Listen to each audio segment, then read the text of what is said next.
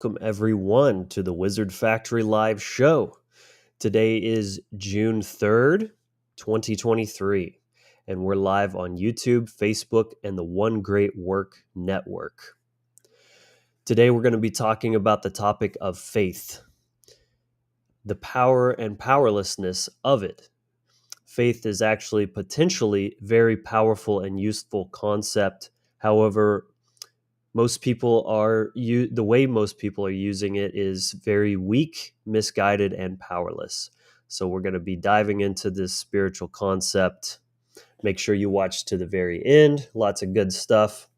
I've got a couple of quick news pieces to go over that I found interesting. So a little psychic weather, or I should say the under the macroscope segment is what I'm calling that.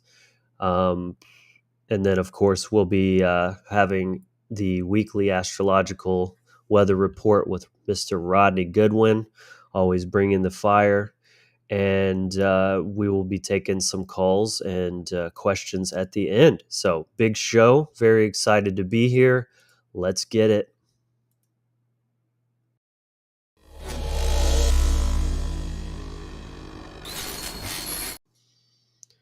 All right, so again, welcome in. I'm thankful you're here. My name is Logan Hart, and welcome to the Wizard Factory. This channel is all about giving you the spiritual tools and mindsets to live a more empowered life. If you're new here, welcome to our growing community of those seeking spiritual evolution, self-empowerment, and a tribal family. If this is your path, remember the tribe, subscribe down below, and make sure you hit the notification bell so you get those notifications every time I'm live or dropping new videos, shorts, podcast episodes, things of that sort.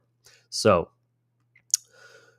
we're fast approaching 4,000 subscribers, which is really cool. So again, the easiest way you can support the channel, first of all, like button. Second, subscribe and hit the bell so that you're not relying on shitty algorithms.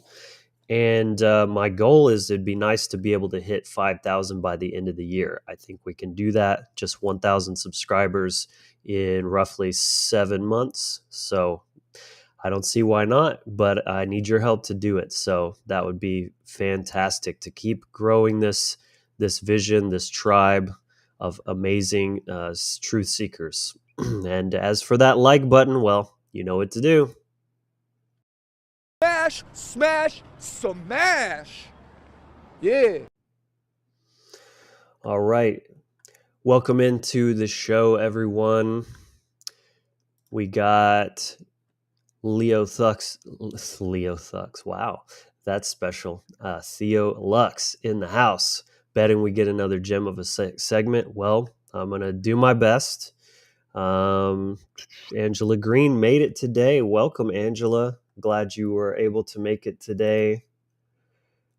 Just a quick reminder, I'm about to be leaving to go on the road here soon. So I think next week is going to be my last show for a little while. I'm going to do my best to not be, down too long, but it will just take me a little bit of time to get into the swing of the job, obviously, learn all the ins and outs of that, as well as getting all my gear set up, my little studio that I'll be setting up in my truck and my mobile hotspot device. I've just got all my equipment ordered, so that's on the way. I'm going to be setting that up over the next couple of weeks. So really excited about this, new leg of my journey, this new chapter of life. Very excited for that and appreciate everyone's support and positive encouragement. Daryl, welcome from Puerto Rico. Some new faces in here. Athem Animist, welcome. I always love to see more animists joining the tribe here. Hexproof, always appreciated. Good to see you, brother. Smash the like, smash the thumb. Make that thumbnail turn black and blue, right? Hopefully it falls off. Leo, right? Leo Theo, how's that? Awesome. Awesome. Welcome, everyone. Great to see you all. And let's get into some news, shall we?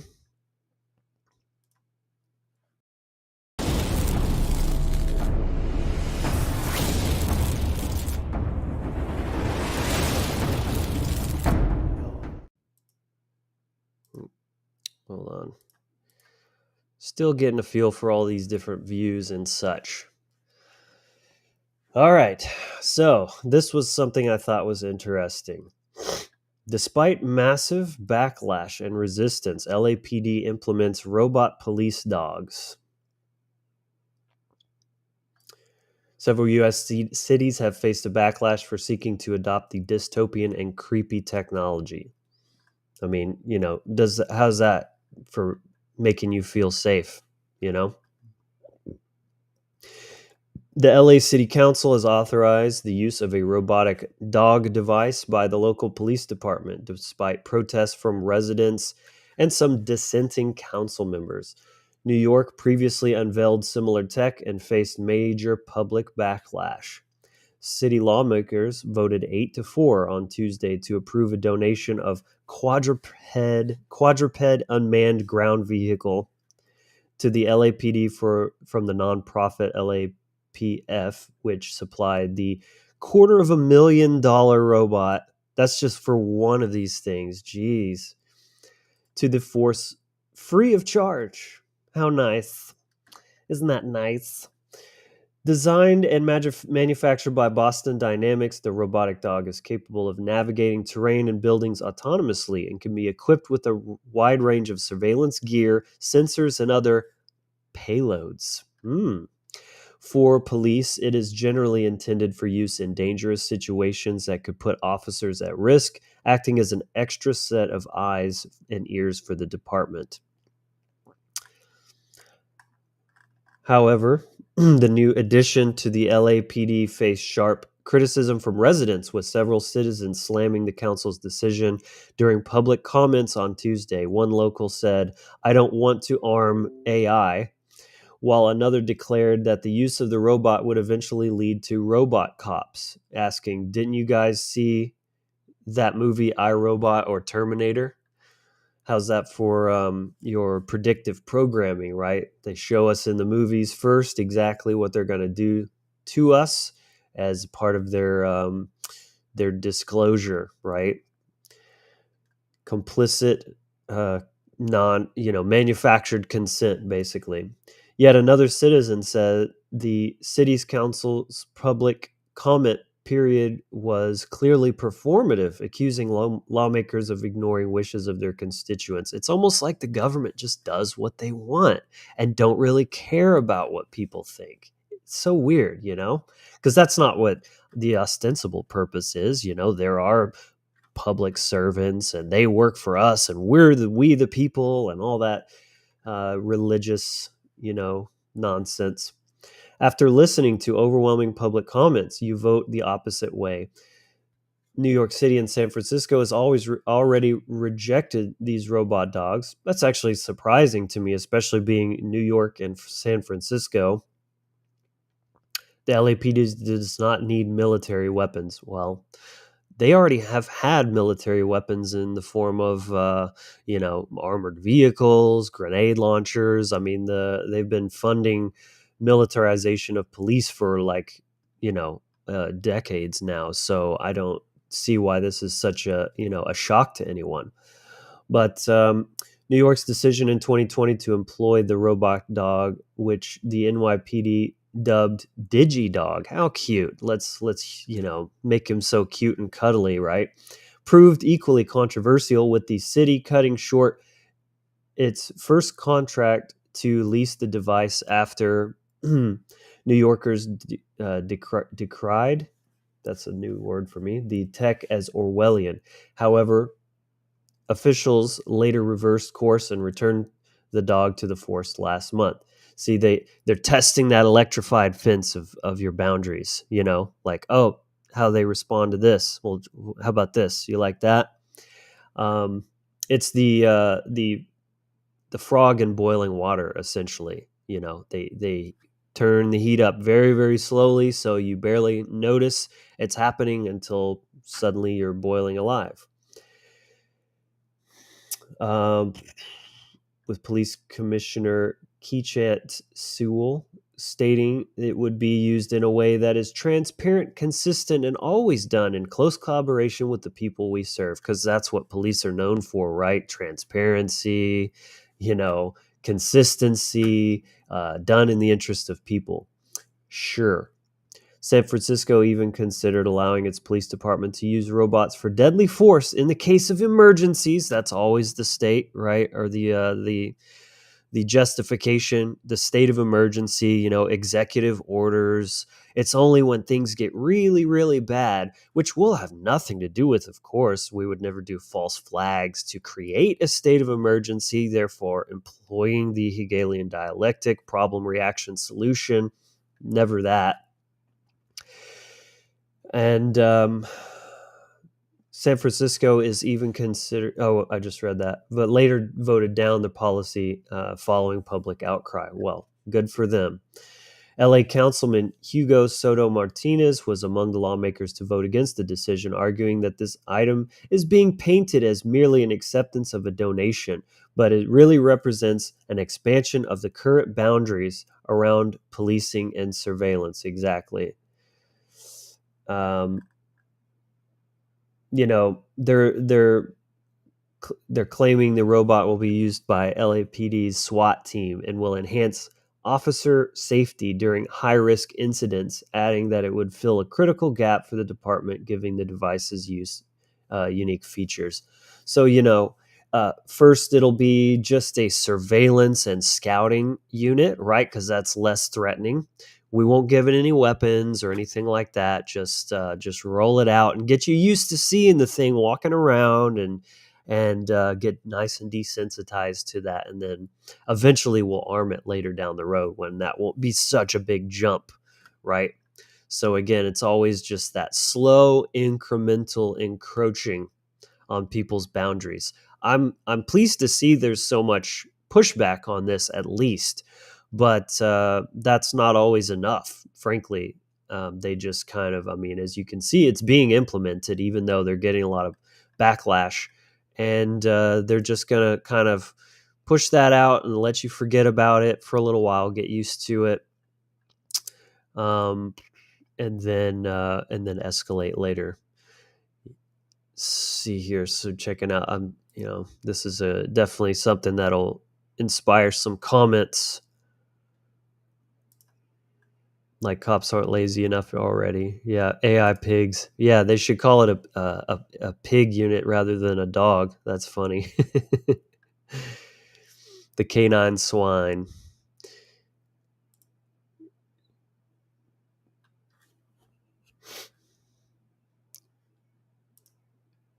Yeah, I know. That's some expensive roadkill, right?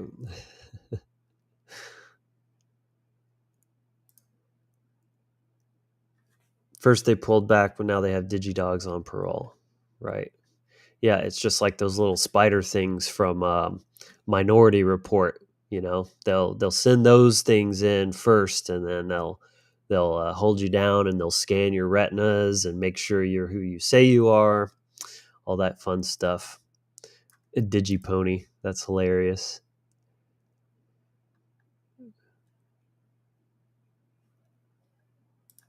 Yeah, maybe if you throw some donuts, it'll play fetch and you can get away. EMP landmines. Yeah, I would never condone destroying government property. That would be illegal. So we won't promote that at all. So, I just thought this was interesting. Not trying to be fear mongering or anything like that, but just essentially putting this into people's awareness. Because this is just one of these things, and just imagine if they were to build an army of these things, which they absolutely have the resources to do. Seriously, put yourself in that position. If they unleashed an army of these things, millions of units, because the argument is always, well, we outnumber them, right? And we have our guns, and they, the government's so small compared to us and stuff. But this would definitely change that dynamic, especially when I don't think. I mean, what if they put armor on these things and they become bulletproof? Like suddenly your AR-15 isn't quite so effective. That I'm just saying. It's good to think about these things. Anyway, let's move on to the other story. Um, this is a little bit gossipy. I know, not normally my style, but I thought it was kind of interesting to dovetail with what I covered last week, because I touched on the DeSantis bill. Maybe that was the week before, but recently I touched on Ron DeSantis, the governor of Florida. And in his policies around trans people, trans rights. And then there's this thing making headlines. The singer of Paramore, super popular pop punky band or whatever, she's on stage. Well,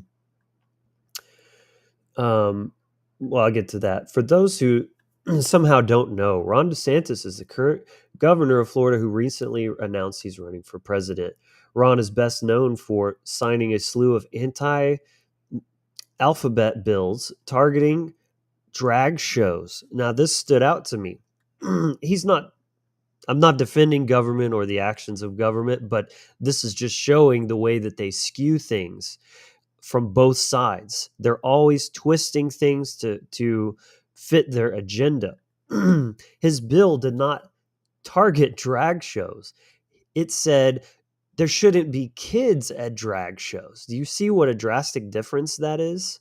They're not, it's nothing to do with, oh, he doesn't like drag shows, he's trying to shut them down. He was saying kids should not be admitted to drag shows. Transgender kids, as if that's a thing, not just confused children that need help, need a sense of reason, and education, and probably a lot more. I mean, this is a very complex subject. In fact, I think this would be something to get into on its own episode, getting into like the ins and outs of the philosophy, whatever you want to call it, beliefs, as well as some of the causal factors, because there's many things that are contributing to this. There's very clear reasons why these numbers are going through the roof.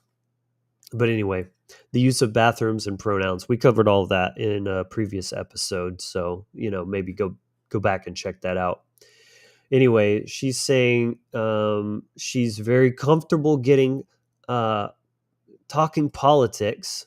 If you vote for Ron DeSantis, you're fucking dead to me. Is that comfortable enough for everyone? So real nice, polarizing statements, and clearly showing her colors for supporting, I don't know, kids at drag shows. This is definitely a role model. You want to be taking your kids to these concerts and stuff so they feel super safe and accepted, and all this kind of stuff, as long as your views don't disagree with that agenda. Anyway, that's just a quick little piece I wanted to touch on. I thought it would be good to kind of have like a legit news article coupled with kind of more of a propaganda piece. So yeah, I thought that was interesting. Let me know what you think about not only the articles, but my commentary on them in the comments.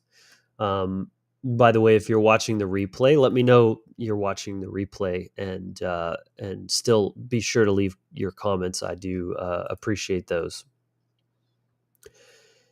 So let's go through a couple of quick announcements and housekeeping, and then we'll get into the astrological weather. First, be sure to follow myself personally, as well as the Wizard Factory platforms on Facebook, Instagram. Those are the main ones. If you're watching on Facebook, I do recommend watching and subscribing on YouTube. That is where I'm trying to kind of really concentrate, make my main focus for growing the channel. And I might even be running some ads later in the year to try to get those rookie numbers up. You know what I'm saying? So yeah.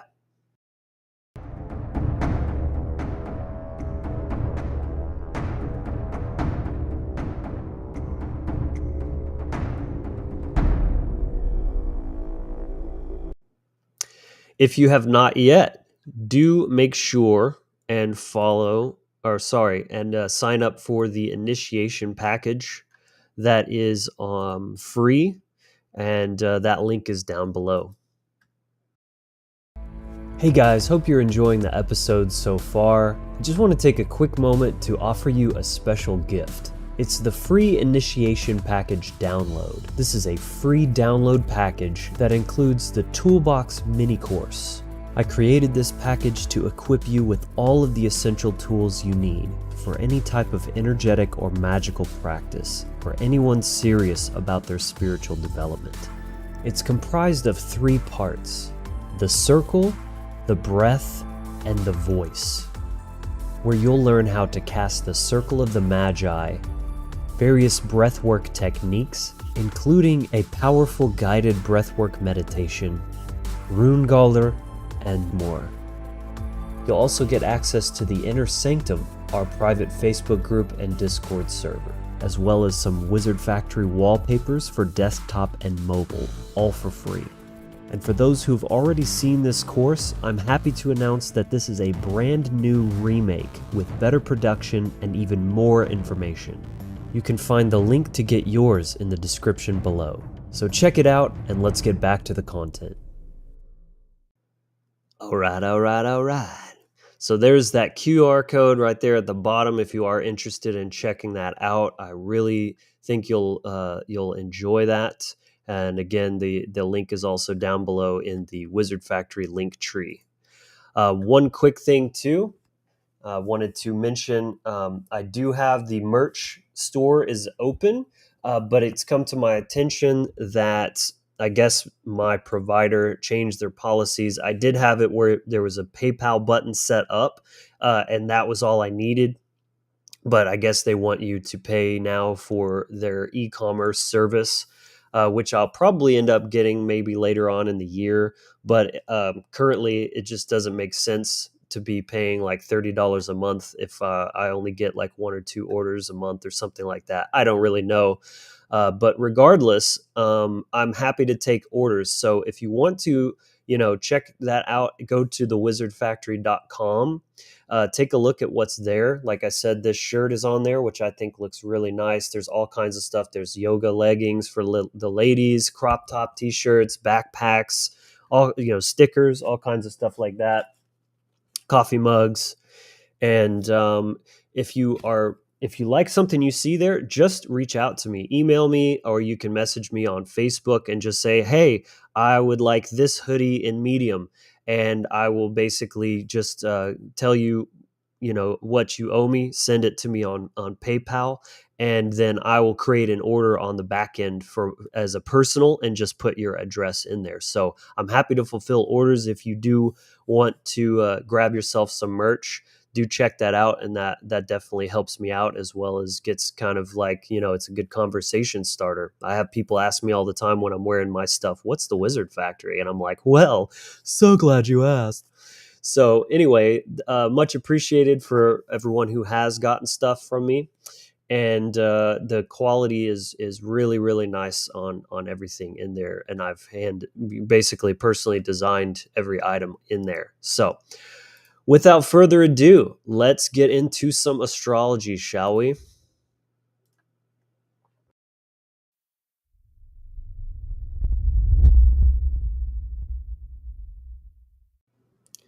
Astrology Goodwin, what's up, man? Hey, How you man. doing today? Welcome Hey, to the show. pretty good. How you doing, Logan? I'm doing great, man. Good. Yeah. Wow. We're stepping into some really heavy dystopian shit, man, with these robots. Holy shit. Crazy, right?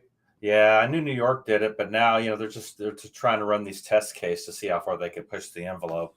It's all about, like you said, man, it's all about desensitizing the public and, bringing the frog in the water pot, right? Bringing the heat up, turning it up a little bit more each time, till what? Till you're just stuck. You're just basically, for lack of a better word, you're fucked, and one of the things I want to talk about before I actually get into what I what I have here is your sun. So look, most of the world right now, their sun is eclipsed. They're in darkness. And so when you look at the sun, what is the sun actually doing? What is the sun actually doing? Without the sun, dude, we have no life on this planet. Nothing would grow. It would be just darkness and cold and ice, and we would have nothing, right? So what does the sun actually do? The sun actually is a life-giving force that creates photosynthesis. It creates, all this plasma that we experience so that we can see and we can experience with our five senses, what life is about. Getting into the nature aspect. I mean, nature would be barren without the sun. We would have nothing. So the sun, when you're looking at it, what does it do? It's illuminating, right? It's illuminating so you can see. And so when your sun is eclipsed by your moon, what happens? That dims the light to a space where you cannot navigate, because the two things that go on here with your sun and moon is what? Your sun is what? It's your soul expression. It's your purpose. It's the reason why you incarnated. And that's why you look at it to where the gate is and to where the house placing is back behind, right? So on a metaphysical level, the sun is your soul's purpose in context to what you're here to carve out, taking that to your North Star. Your moon would be your navigation, GPS, your radar, how you're navigating your purpose. Okay. So if your moon is eclipsing your sun, you cannot see your purpose. So, i.e., what do you have? You have a matrix system that gives you a purpose in context to your career, staying in your lockdown mentality, bringing that identity crisis into a space where they give you an identity, they roll out an identity to you in context to what you do, right? All these things that you do for the matrix system in context to the harvesting to the machine. So that particular aspect then happens over and over on the loops because you're darkened in your consciousness. Let's just face it, the sun illuminates your consciousness. That's what it's supposed to do. Okay. But if your conscious is not being illuminated and you're being eclipsed by your moon in context, right, and it's being jammed, then you do not understand cosmic law. And so with that aspect, you're not understanding it, then you're breaking the principles of cosmic law, which create the loop, right? And then that loop lashes back at you, and then that creates what? Suffering and ignorance. And this is where we have to allow our sun to come on. This is why getting into the tarot is very important to understand it, because when you're dealing with the Fool card, right, you're still under the spell. You're still under the spell cast. You're still under the darkened aspect, even though the sun is shining in the sky and you're on the mountaintop. Yet you're still not understanding or understanding it's the beginning of your journey. And so what did they do? They threw the magician card in next in context to this, right? Which is over the magician's head is what? An 8. To keep you on the loops, right? To the actual programming that's going on in this world. Okay, all the elements are sitting there on the table with the magician card, right? But he doesn't have the wand in his hand. He's traded it out for the wand of the ethers in context. So he hasn't actually entered an initiation process in context to going into the temple, which is the high priestess, which is your moon. See? So if you don't understand your moon in your navigation, how will you ever navigate to illuminating or igniting your sun within yourself? Does that make sense? So Absolutely. that's why they flipped the cards in context, see, and then taking that to the emperor and to the empress, right? Masculine and feminine aspect, why things are so fucked up. you know. And so if everybody wants to be a magician, everybody wants to be a shaman, everybody wants to be a mystic, all this stuff, right? But you got to go through the initiation process of your moon energy, which is taking it to the Cancer gate in context to moon energy, which is emotional intelligence, and aligning your thought and your motion together in harmony, right? This is where you get your sun ignited to the seventh house. Everyone has a seventh house on their chart. It's your descending line in context to the 1-7 axis with your ascendant and your descendant. So the seventh house is going to be your descendant. Everyone has that. Even if you have no other seventh house energy on your chart, you have a descendant that you can look at. See? So when you're looking at the seventh gate in context to accessing the ninth gate, this is where we get that ignition to our sun. Okay. Now, talking about that, you have to ask yourself in your own personal path work, in your own personal life, where am I still being eclipsed with my sun, with my soul's purpose? It's not online all the way. I haven't brought it totally online yet. I'm not illuminating everything in my life that needs to be seen yet, because there's still things that are still eclipsed and my moon is still being jammed in context to that, right? Where am I actually not wielding my true identity and soul's purpose? Where am I still plugged into the matrix systems in context to what? Ignorance. And so these are looking in the mirror aspects that we all have to do. Because if we don't do that, we're going to continue on the loops over and over and over again, and not having any illumination or understanding in context to what our soul's purpose and what we're actually here to forge. And what is the moon but a mirror reflecting the light of the sun? Exactly. And this is the beauty of the pagan mindset of looking for that. The wisdom and truth of ourselves is nature. It's all there. You just have to know where to look for it and have the eyes to actually recognize the allegory. Just like men and women, and the polarity, the characteristics you can see in the sexual act itself, and the way the genitalia are designed to interact with each other. There's so much symbolism just within that. That's one, Yes. one that I really found very profound. But and the sun and the moon are also masculine and feminine, and they perfectly complement each other. They're creating that complete and holistic guidance system for your soul to navigate this journey. And one other note before you continue on, I love what you're saying, man. And I really liked what you said about the emotional intelligence aspect, because I think that's something that we're genuinely really lacking. Even people that are very, very awake and aware to certain aspects of what's happening externally, they have intellectually come to understand principles in terms of freedom, sovereignty, things like that. But they're completely ignoring the internal aspect, and they're emotional train wrecks. They're depressed. Yes. They're vile, angry, very toxic people to interact with online, even though they're supposedly living in alignment with that external principle of morality and everything. I see there's a lot of work to be done in that aspect, and I want to recommend people go back and check out a podcast episode I did called Emotional Intelligence. For whatever reason, that one didn't get as many views as I would like, and I think deserve.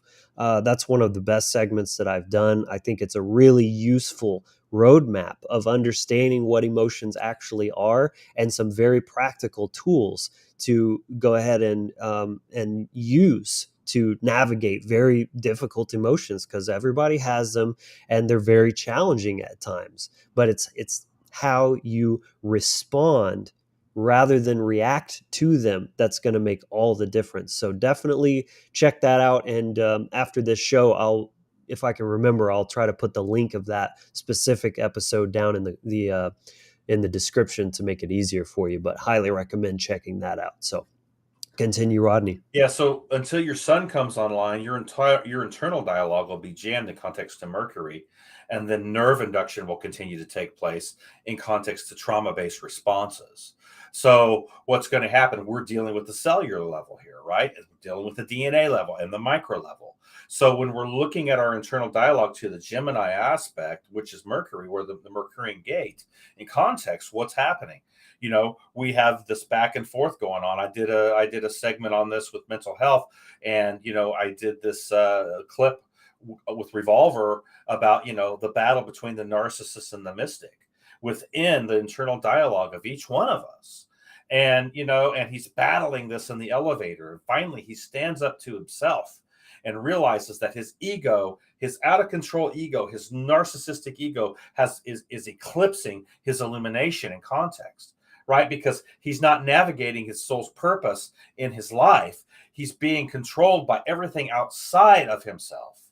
And so once he realizes that he can come into balance with himself in context to this, and realize that he has to own his ego, transmute the energy, and bring it into that balance, this is how you get your sun illuminated within yourself. This is how you bring the reflection of the moon within yourself in context to the full moon that we've got in Sagittarius right now. And that's what a full moon is, the opposing energy to the sun. Sun is in Gemini, 13 degrees. Moon is in 13 degrees of Sagittarius. So there's an opposition going on with a full moon. This is why you've got to find the balance on the axis between the 3 and the 9. See, because that balance then becomes very important to propagate into your life on a daily basis, on a weekly basis. And this is how we work with our sun and moon in context to the gates. Right now, sun is in Gemini. What's that mean? That means this is an opportunity for you to level up your communication, not only on your internal dialogue, but how you're speaking outside of yourself. What are you actually speaking? What are you actually saying in your life? What are you creating to vibrational correspondence? And with your sun expression and your soul expression setting there in context to illumination, this is where you can get into leveling up your semantics, leveling up your actual vocabulary in your life so that you can communicate on a higher level. And this is how we work with the Gemini energy when the sun is setting there. When it goes into Cancer, what are we working with? We're working with emotional intelligence and learning how to run emotional intelligence correctly, and all the way through the gates, all the way down. Every month you have the opportunity to work with an axis. This month it's the 3-9 axis in context, right? So we're dealing with the Sagittarian full moon, everything to do with truth and freedom and being taught, being a mentor, having a mentor, leveling up your consciousness, to actual natural law, and bringing it online into a higher level of consciousness, being the teacher of yourself in context, and then letting the higher force actually teach you in context to your connection. If you haven't made that connection, you need to seek out that connection, because that is imperative to your path work. It's the rhetoric phase of the trivium. Exactly. When your understanding is online, you in natural law is in alignment, and you're communicating. You have that rhetoric to express that properly, externally and internally. Right, because the Gemini energy is trying to teach you how to bring your dialogue into a balance of the polarities, to bring it into the 7th gate of Libra, because that's the next air element in context to cardinal energy. And then the 9th gate is trying to teach you how to actually take that and bring it into the fire aspect, or the higher mind, or your higher self, in context to what you're actually putting into action, to the higher mind of who you are, your higher self. See? And then that is connected and running to the galactic center, to Sagittarius, to the Jupiter energy at 27 degrees, where you get the central sun ignition in context. See, and this is where we have to go as mages, and we have to drive the narrative to this in our own personal lives. So how you think about yourself, how you are talking to yourself within yourself, how you are wielding things in context to each gate, as the moon and the sun, they're making this every month. We have the new moon, which is, conjunction with the sun, and then we have the full moon, which is an opposition. So we're always running that to each gate all year long, which is how you work with your sun and your moon. See? So, you're to your navigation, to your GPS in context to your moon, and then to the energy that's driving the soul, right? In context to the combustion of, let's say, the engine of the car, So the car is ready to go. It's fired up. You got it turned on. Boom. The engine's rolling. Where are you going to go? How are you going to get there? That's your moon. That's your GPS. See? So you have to learn how to navigate your moon energy with your sun energy, bring them together. And when those get out of balance, right? When they're not, jiving, so to speak, we have to go to our north and south stars in context to our compass. Because then your north and your south stars become the compass to bring the sun and the moon back into alignment within yourself. See, your thought, your emotion, and your soul's purpose, and then taking the action. This is why things are so fucked up, because they're eclipsed on the planet. So they're just taking whatever government brings them, whatever, religion brings them, and they're adapting that identity within yourselves. This is in context to AI. And all of this going on, this is the actual image of the beast. If you want to really look at it in context to what that image actually is, it's not your image. It's not who you are. Take it back to Genesis. We will create them in our image and after our likeness. In context to the fallen Anu Elohim, to wanting to be the gods, so to speak. See? And so they're basically telling you when to stand, when to sit, when to do this, when to do that. This is when you pay your taxes. This is when and it's on and on and on and on. And until you take your own initiative and grab the horns of the temple and enter the gate and open that door to the temple of your moon, your high priestess, your Cancer energy in context to the initiation process, you will not ever be able to navigate your sun, your soul's purpose. See? And that's how these axes work. Take it to the 10-4 axis, okay? And this is your MC and your IC line on your wheel, okay? The MC being the public, what legacy you want to leave, the IC being your private, aspect, how you hold yourself, how you think about yourself, what you're putting in your private life. Those two need to be in sync together. See? Because if you're in your private life, if you're doing all kinds of breaking of cosmic principle and law in your private life, but on the public life, I want to be seen like this. Guess what? You're a hypocrite. See? Because you haven't aligned your public and your private images in context to your soul expression, finding your true identity of what? Knowing who the fuck you are. See? This is why the sun and moon is so important. And this is why they've eclipsed it in context. See, because now you're darkened and you're just going to take on anything that comes your way. You're not even going to ask questions.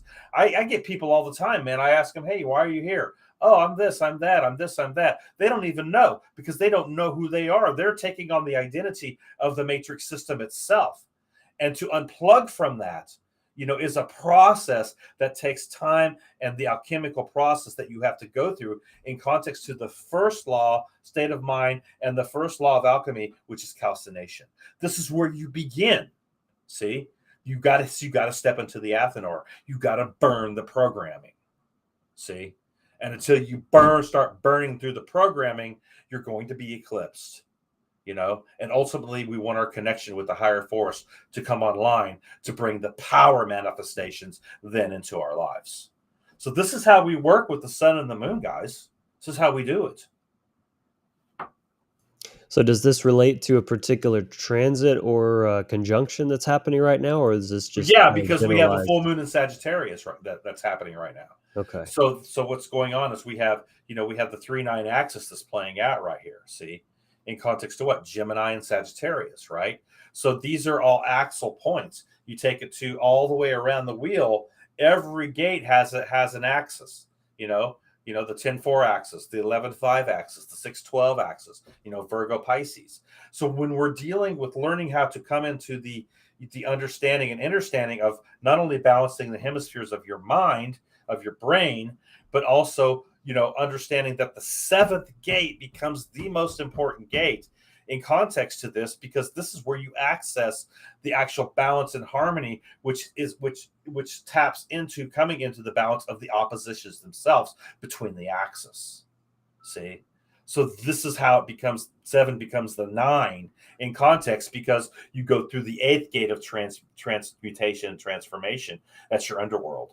And that's what you have to transmute in context to the illumination to the 9th gate of Sagittarius, where you actually get the Jupiter activation. See? And that's where the Jupiter activation then becomes a powerful thing. Everything starts to level up in your life. Everything starts to synchronize. Luck starts to just pour out of you. Things start to happen to you that are good because you're creating vibrational correspondence to the 9th house now, which is fire magic. So that's how that works. That's really awesome. It was kind of inspiring some thoughts of mine around the very concept of creation. We talk a lot about creation, creativity, create your reality. Like, this word gets thrown around a lot, but it is inseparably linked to transmutation, because it's like I believe it's the first law of thermodynamics. Nothing is created nor Yes. destroyed. So anything that you're creating, you're not making out of nothing. You're Right. transmuting, Yes. you're transforming, you're changing something into a more organized and higher vibrational form that's serving your will, your interests, your Right. goals. Right. Really fascinating. And this applies not only in the external and what you're creating externally, people making different choices or certain events happening. There's nothing created there. The things are floating around and bouncing around in the universe, and you're just directing in causing new outcomes that weren't manifest before. As well as internally, you are what you are. You're this lump of clay, and you're constantly shaping and molding it. You're not making yourself into anything new. You're transforming what you already are into a more aligned form. Right, exactly. And that's what's happened over the aeons, in context to, taking it to the spell casts, and how things have just been on the loops, and history just continues to repeat itself over and over and over. So what's happening? Nothing new is being molded out. That's why we have to be the mavericks. That's why we have to be the nonconformists. That's why we have to step into the Uranus energy in context to what? The awakening. And it has to happen with you first on an internal level, right? Until you can actually have an effect on the collective, with your leveling up of your own individual consciousness. It doesn't work outside in, it's inside out. And so so everything's been flipped on reversals to, oh, everything's happening outside of me. No, it's happening inside of you. Mm-hmm. It's all happening inside of us as a collective mind. See, it's just projecting on the outside in context to the light, and how things are being thrown out to consciousness itself. Right. And this is why, if they control the collective spindle or energy force in context to the dark Luciferian aspect, getting into into what actually is running this thing, which is, if you want to really get into it, it's the female Illuminati that's actually running the damn show here, behind the scenes. And when we start to see how things are actually manipulated on the pendulum swing to the emotional intelligence, everything's darkened. And so until we have an individual awakening on our own lives and start to actually see our own individual participation within the matrix system itself, and not denying that, not being in denial of this, oh, that's not me, I'm not really doing that, I'm not doing this. But what's happening to you? You are doing it because you're lying to yourself. See? And you aren't looking in the mirror.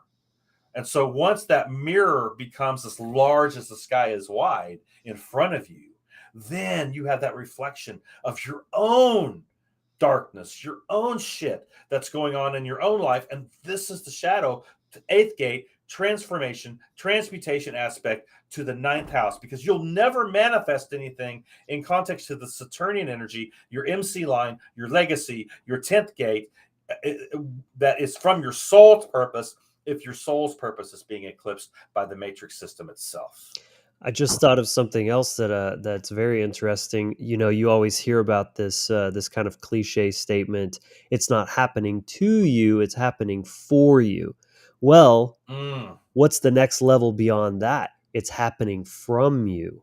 Right. That's the Yeah. full self-empowered mindset, and how to Right. not be a victim is Right. it's not just for you, because that's still kind of this codependent universe, give me stuff kind of, spiritual welfare kind of mindset. Yeah. But Life's not fair, right? if you Yeah. take full responsibility of what you're creating, that's the place you want to get to. So it's like there's there's a whole other step that past that nobody ever talks about.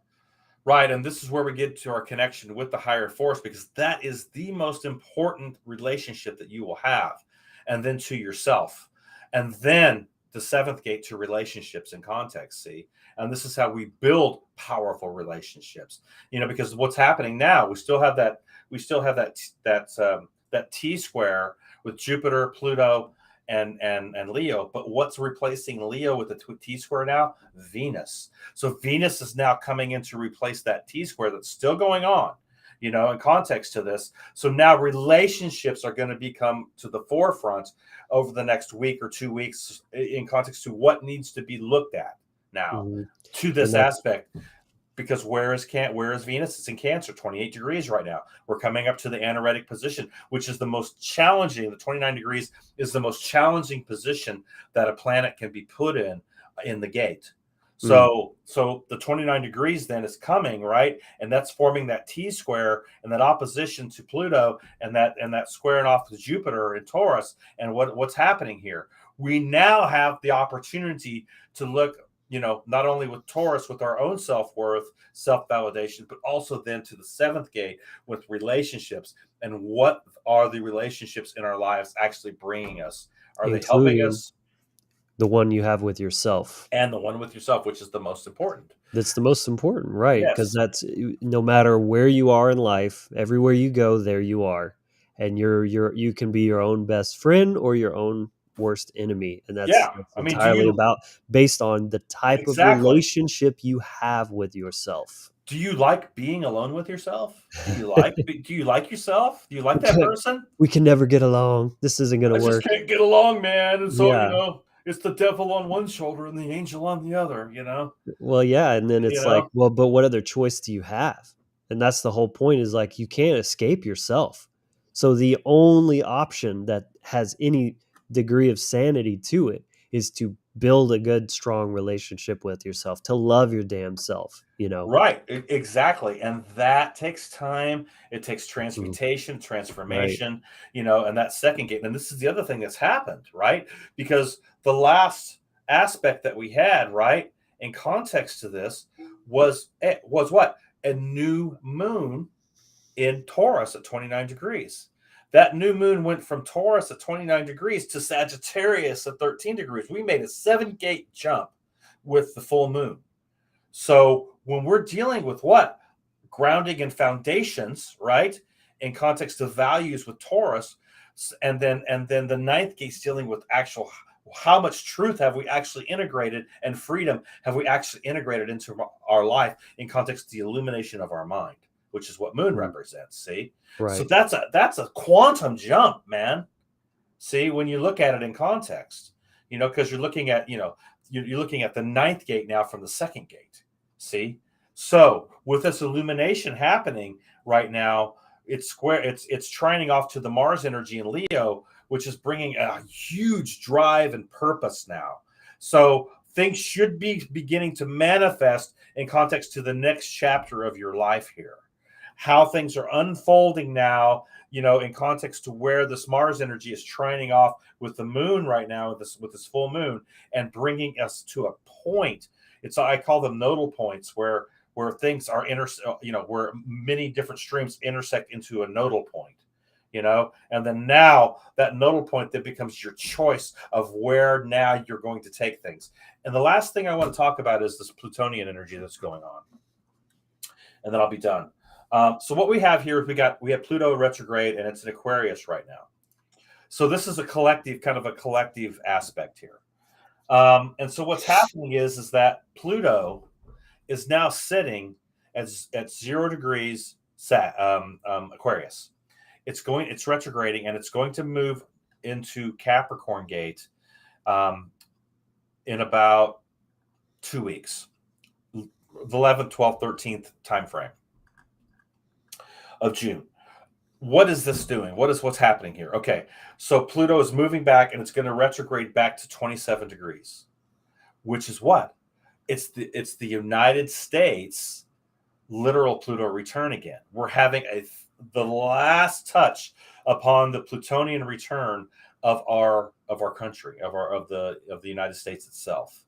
So what is this dealing with? What are we dealing with Pluto in Capricorn? Dealing with these last degrees of the gate. It's wrapping up this transit, that will continue on until into January, where then it will move into the Aquarian gate for good. But what are we dealing with here? Structures and the end of the old order of things. That's what's happening. So there's major shakeups that are going to happen with this 29 degrees, which is going to be June and July. And then it's going to happen again as it goes direct, December and January. So these 4 months are going to be critical. This month, July, December, and January, look for major shifts to be taking place in context of looking at how, things are structured, on a collective level. Because this is what we're dealing with. We're dealing with what? Pluto comes in, and what does it do? It's the destroyer and the transformer. So it destroys what's not good for us and to our highest aspect, and then helps us to rebuild in context to the Capricorn gate, new foundations in context to transformation. So that's what's happening here. And so when you look at it, what are we looking at? We could be looking at everything from economics to our values, to everything that has to do with structures and buildings. And that is consciousness construction is what I'm talking about. Programs and things that we've been put into. This is what they're trying to reset. They're trying to pull us because they know that the old shit is waning. All the old spellcasts and programs are running out of steam. They're not getting what they used to get from them. And this is why they're tapping it as much as they can right now in context to the false cold light programs and dealing with all the religious stuff and the political aspects, bringing everything, playing both sides of the coin, like you were pointing out in your article about DeSantis. This is what they do. They play both sides of the coin. See? They pull you back on the pendulum swing to us and them, divide and conquer, and then then the human race, in context to our dragon lineages, are at odds with each other, and so we never have what? Union. And Right. so we're always polarized in context to our own, collective mind. Well, incidentally, we should be unified, but unified as a human family, but polarized against the aggressor, the enemy, the true enemy that are perpetrating human slavery. Yes. But the whole point of this mind control psyop is to get us to fight each other and completely ignore the true enemy and thinking we're the enemy of each other. Right. And this is a concept I get into in my upcoming presentation. Exactly. This idea of what I call vertical trauma versus horizontal trauma.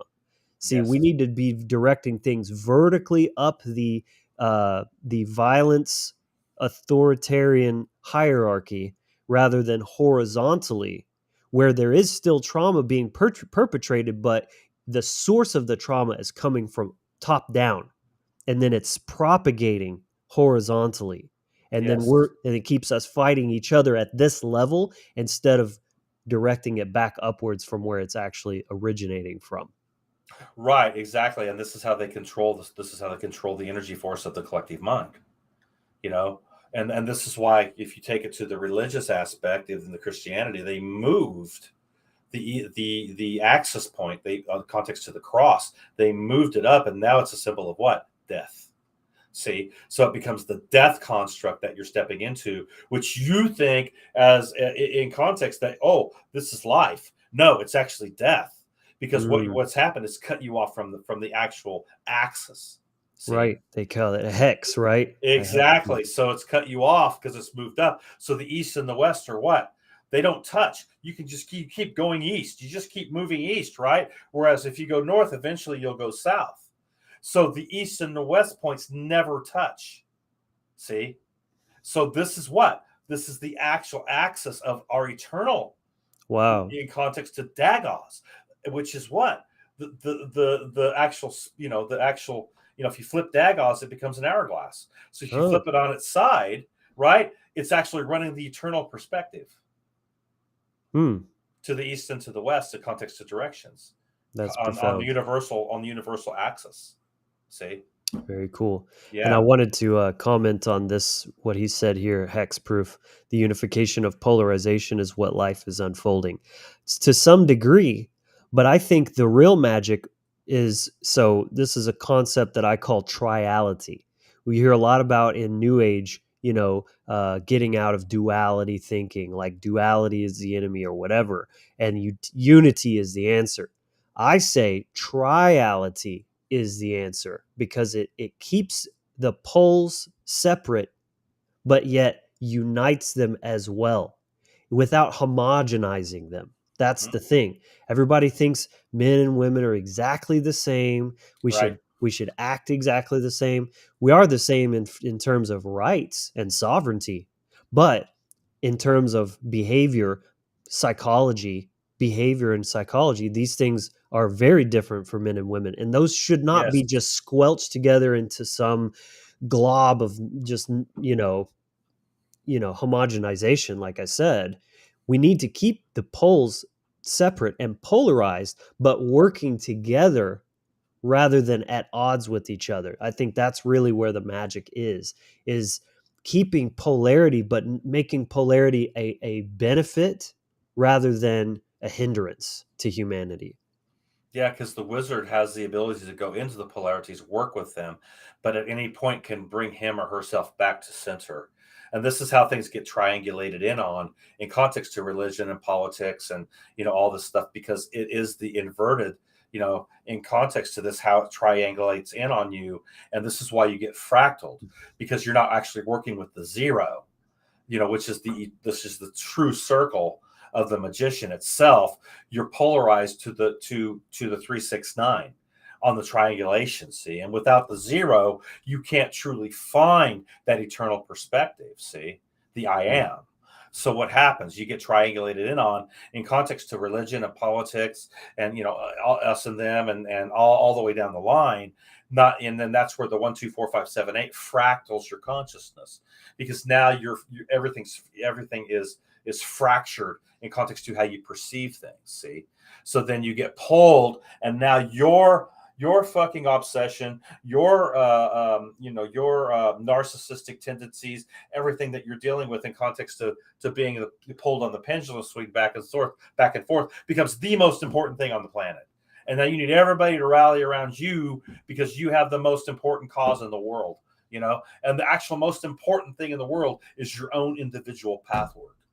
Right. That is it. That is the apex of your life and what you Anything should be else is a pursuing. fucking distraction from the work you're Exactly. supposed to be doing. Exactly. Yeah, and you're robbing Exactly. yourself of that, and So you're gonna you're stay right. stuck and stagnant until you Yes. make the main thing the main thing. Right. So we have to work with the polarized energies, but it's having enough awareness to be able to know how to work with them, number one, and number two, know when and where to find balance back from working in the negative and positive charging context, which again is working with your sun and your moon. Hmm. So when you take it back to the astrology aspect, it all fits together. All these arts of gnosis weave together, Yes. everything from numerology to human design, all the way up to the tarot, dealing with astrology, runes. I mean, you name it. I mean, they're all about knowing who you are. This is why you got to be able to see the big picture of the 12th gate in context of the Piscean energy in your life, because if you're not seeing the big picture, you get in that Virgo aspect of compartmentalizing yourself. Mhm. And so then you get boxed in. And so that's why the sixth gate or sixth dimension aspect is where they lock things down from, because they want to keep you in that compartmentalized state, and they don't want you breaking out to the 12 axis on the other side, which is all your psychic abilities, your intuition, and learning how to dissolve the boundaries of these illusions. Mm. See? And it's, yeah, it's like the forest and the trees. One does Yeah, not right, one does not negate the other. See, right, and if you're applying this unity mindset to everything, that's like saying, "Oh, the forest is just one big tree." Well, right, no, it isn't. It's right, many trees that compose a bigger, emergent system, and that's the key. Like you're saying, all the different arts of gnosis, they are individual sciences that stand alone, yet they weave together. They complement one another. You're not just yes, lumping them all into one thing and mix and matching them as if they're all completely interchangeable. They have to be self-contained, like the cells of your body. If you have just right, mitochondria, and different, parts of the cell just blowing all over the place, then your body would not be functioning correctly whatsoever. It would be totally chaos and you would die. They have to be autonomous, sovereign, individual parts that are contributing to the whole, composing the bigger system. right. And this is why you can't limit your mindset or get locked down or boxed in with just one or two things. You have to look at the Vedic, you have to look at the Mayan, you have to look at the Right. tropical aspects. You can't negate one for the other. Oh, this is the best system, fuck the other one. You can't have that mindset, because if you have that mindset, you are literally just, you're robbing yourself. You're stealing from yourself. You aren't looking at things from a balanced perspective, and Right. so you are polarized, but you're polarized in a net, so you're netted in context. The net's dropped on you, so to speak, and now you're struggling to try to get out of the net. You're trying to cut it, whatever, and if you don't have the tools to get out of that net, that's been thrown on you, then you're going to be locked down in your mindset, and you're just going to accept that, and that's why you've got to open up your mind, and it starts with looking in the mirror yourself. See, and this is what happened to everybody on the planet in 2020 and 2021. Everybody had to look at the fucking mirror, man. And those of us that stood in the midst of the needle craft, in the midst of the pressure, in the midst of everything that was rolled out, and didn't capitulate or break our frame, are now going to prosper because of it. See, because we didn't step into that spell cast. See, we Mm, saw it for what it was. So absolutely. this is part of the process. You know. Love it, man. Yeah. Really fire stuff so far. Yeah. Um, so I guess if you've covered all your points, then tell people where you'd like them to find you and your services and all that good stuff. Yeah. So you can get a hold of me at hardcoreproductions9@gmail.com. You can get a hold of me at Hardcore Productions on my Facebook page. You can actually hit me up and book a session there. I'll get back with you. I'm pretty prompt. You can also hit me up on Messenger, Rodney Goodwin, if you want to. Check out my website, hardcoreproductions.com. Look at the services page. There's updates, and then go to subscribe to my YouTube channel. I'm putting stuff out all the time on my YouTube channel. So my link tree is in the descriptions below. Just go subscribe and like it, man. Hit the button, hit the Yep. bell, because you're going to get content like this on a weekly basis coming out of my YouTube channel.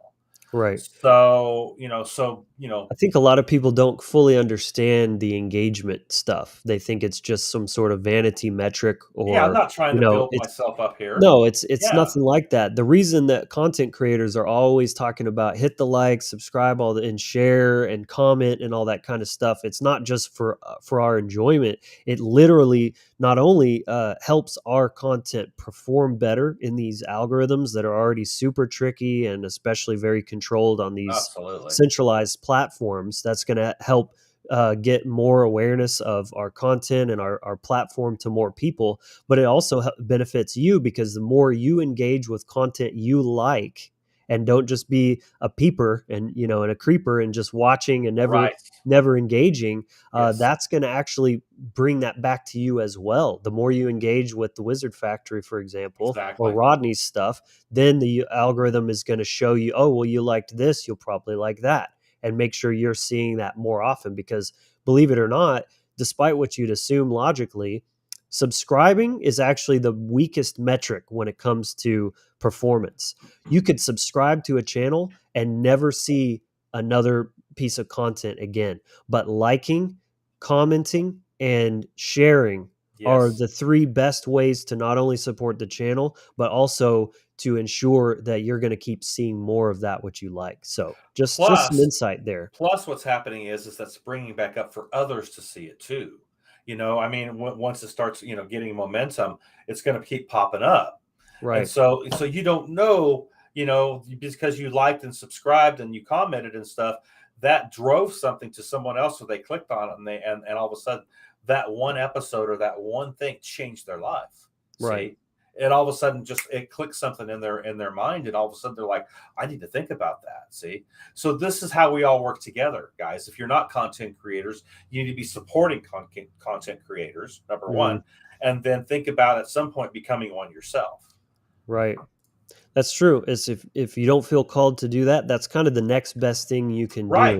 is by Exactly. simply engaging with the content, you are helping us and you're helping other people that would have never seen our content otherwise without your support. So Exactly. that's really appreciated. Yeah. Rodney, awesome stuff, dude. Always a pleasure. Appreciate you. And Yeah, we'll man. see It's been you great. again next week, of course, Yes, sounds good. for the last one before a short break. Yeah, So this is what, episode 14. So I mean 13? I think 13, it's 13 or 13, right? 14. I think it's 13.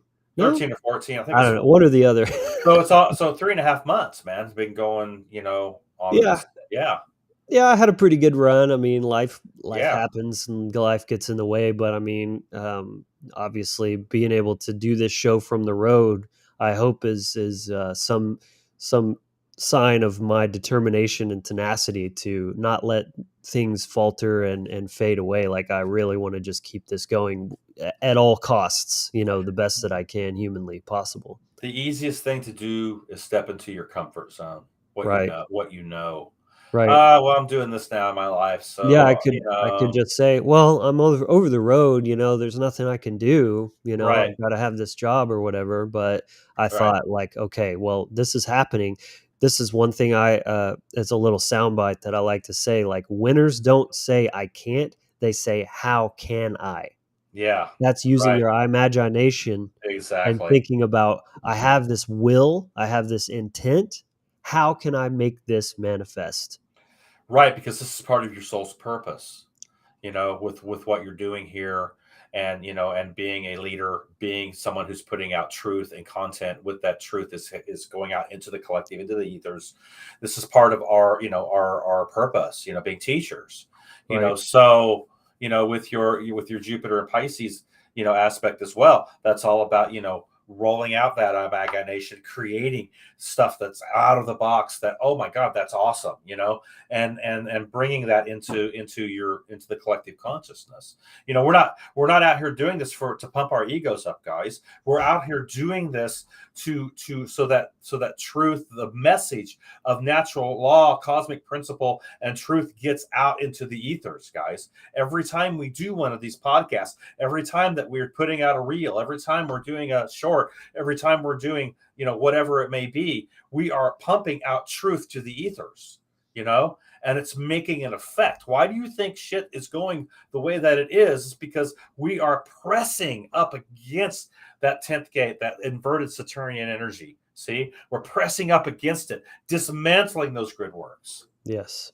I see it as an act of Yeah, service it and is. It's that's moral obligation. the sixth house. I just did a reel on that. Sixth house. Your health and your time are the two currencies that you've got here. Yeah, Without your health, you ain't got shit. That's absolutely. number one, man. And number two, you've got time. What are you doing with it? And energy, which is Exactly, an man. extension of your health, of course. Exactly. Awesome stuff, brother. Thank Yeah. you as always.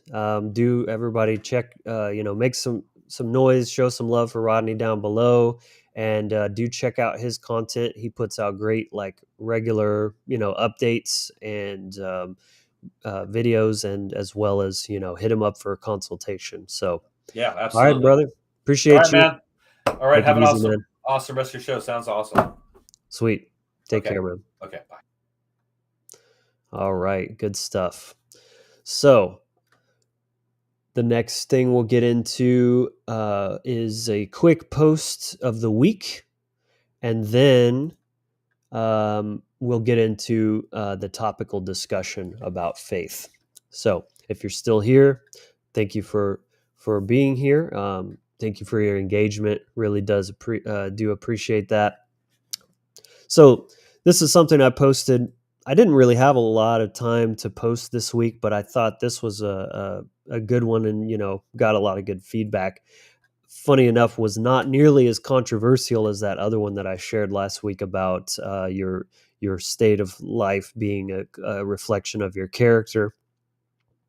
Of course, there's always people that nitpick, and again, I try to keep things very short and concise.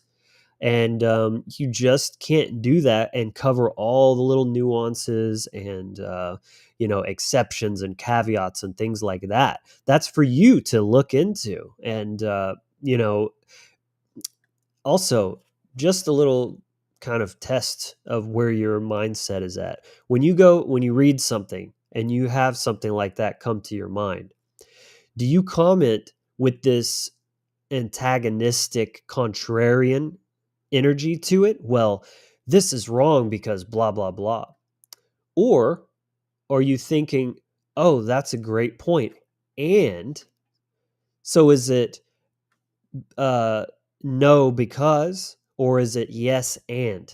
Is that your overall take when you're approaching? Because I think that's really important. I mean, if something's wrong, just flat out wrong, that's one thing.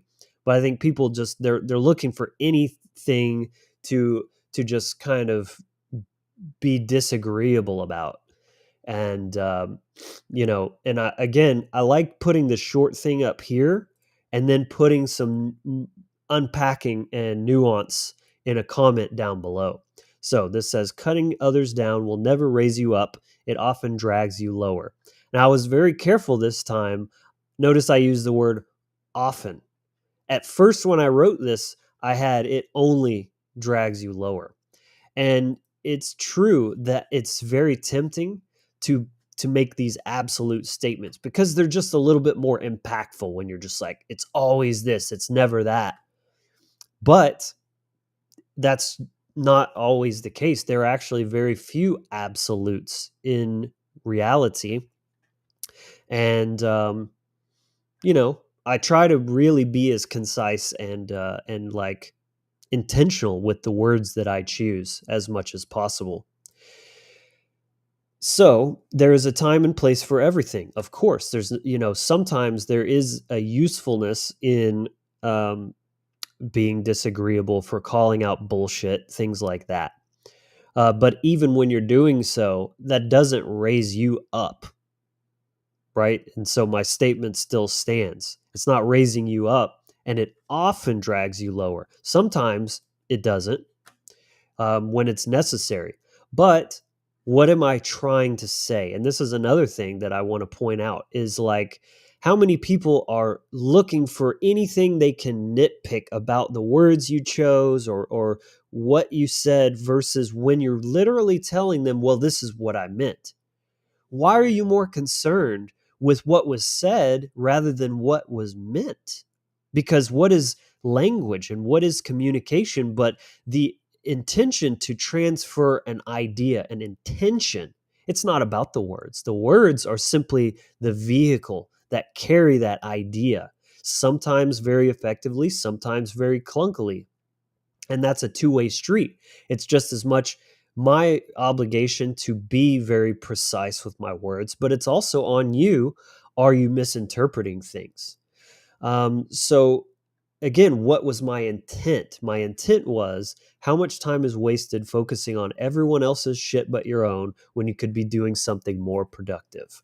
Losers complain, blame, and stay the same. Winners solve and evolve. I couldn't think of a third thing that rhymes with solve. So if you can think of a good word, drop that in the comments and I will add that to what I save as a kind of a separate quote, because I do like that. It's catchy, but three of each would be a little bit more like finished feeling. So anyway, I didn't want to spend too much time on this post. There wasn't a whole lot of like intentional misunderstanding and people just kind of grasping at stuff. Like mostly people were pretty agreeable, or they were just sort of reflecting the same addendum to what I was saying regarding, like, sometimes people need to be put in their place, and yeah, absolutely agree with that. But it's like, what am I really saying? And how often is it somebody, like, when you see conflicts on the internet, what is the ratio of people, like, having righteous sort of judgment? Because I think judgment, when aligned with truth, is a beautiful and a great thing that is a gift and not to be shunned, versus they're just trying to stroke their ego. They're just trying to raise themselves up, their own sense of self, their own like importance and value, by attacking someone else to give them this kind of like moral superiority, or something like that, right? Gossip and just nonsense infighting and stuff like that. So anyway, that's the gist of that. Let me know your thoughts in the comments, what you think about that post, if you like these posts of the week. Personally, I do like them, and it's even kind of an incentive for me to be consistent with my posting on my social media, so that I have a good selection of things to kind of like revisit and unpack. So great. All right, real quick, before we get into the content or today's topic, uh, just a quick reminder of the Patreon. So this is another way that you can support the channel, financially, monetarily. We still have the 5 patrons: Edos Hugh, Slope Oak, AJK Green, Theo Lux, Leo Theo, and Joshua Brown, aka Hexproof Anarchist. So thank you all for supporting the channel. I really appreciate that. You can get, for $4.99 a month, you get all these perks.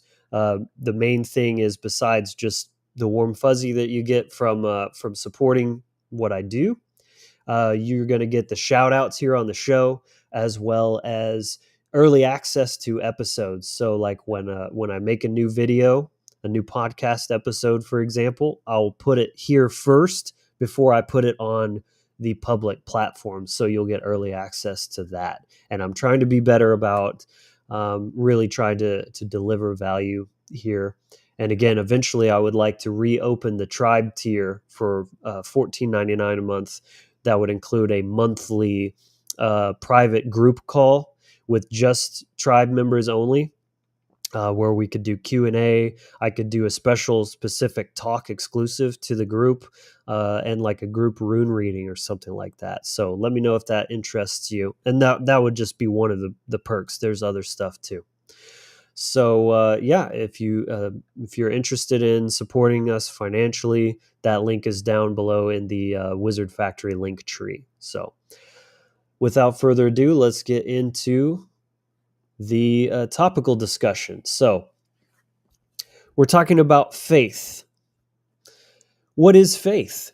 It's a word that gets used a lot, and it kind of has different meanings when different people say it in different contexts. So my own personal definition that I came up with is: faith is the belief in the truth, assuredness, or reliability of something, that something will or will not happen, or does not exist. And it's usually in a sort of a positive concept or context. So, when someone's saying they have a faith in something, that's pretty much saying, like, it's a positive, like, I believe you'll do the right thing, or I'll believe you'll something will happen that's in my interests, right? Because it doesn't really make sense to say, I have faith that the world is going to be destroyed by a meteor, right? Like, you don't really hear it used like that.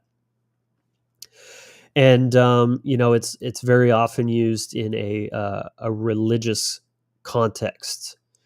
You could say it's very similar to trust. In fact, it's arguably indistinguishable from trust. I mean, the way you can use faith and trust are pretty much the same, in my opinion. If there's some nuance to that, comment what you think that might be. But as far as I'm concerned, And now you can have faith in yourself, which is, I think, the most important, the most important thing you can have faith in, because just like we were talking about earlier, um, you yourself has to come first, because you are the common denominator in your life. You are the one constant internally, I should say, in your life, because people come and go, situations are always changing. So what is the uh, I I will modify this to say the one constant internally is yourself, externally is natural law. And those are the two things that I think where faith should be placed in a healthy way. And you can put faith in other things as well, but you should be using a lot more discernment and caution when you do that. I'd say faith in yourself and faith in natural law are the only safe places to put blind faith. Uh, and not totally blind either. There's nuance to that, which I'll unpack later, but I'm kind of just trying to paint the broad strokes here. Right. You don't say, I have faith that you're going to have a car accident today. Exactly.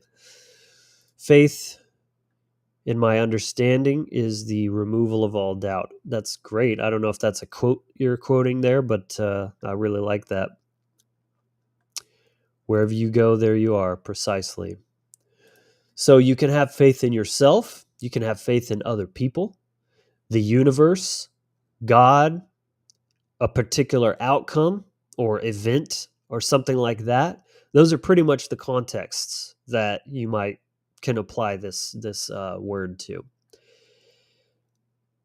And again, it's synonymous with trust. So, trust is earned. You shouldn't just trust any and everybody, because that's extremely dangerous, and it's inevitably going to put yourself in a bad situation on a long enough timeline. Opposite of faith is nihilism.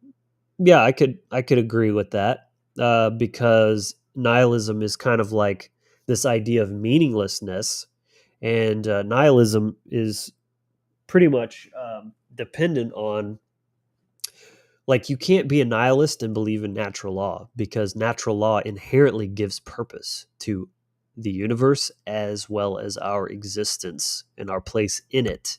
So yeah, I would say that's a fair thing to say, because to believe in natural law, you have to have a degree of faith in it, that it works the way it's supposed to.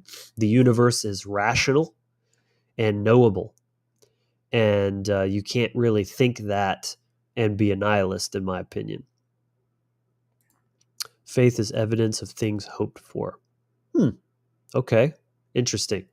Right, because again, trust is earned, faith is earned. It requires evidence. So this is yet another dialectic that many people can't seem to escape.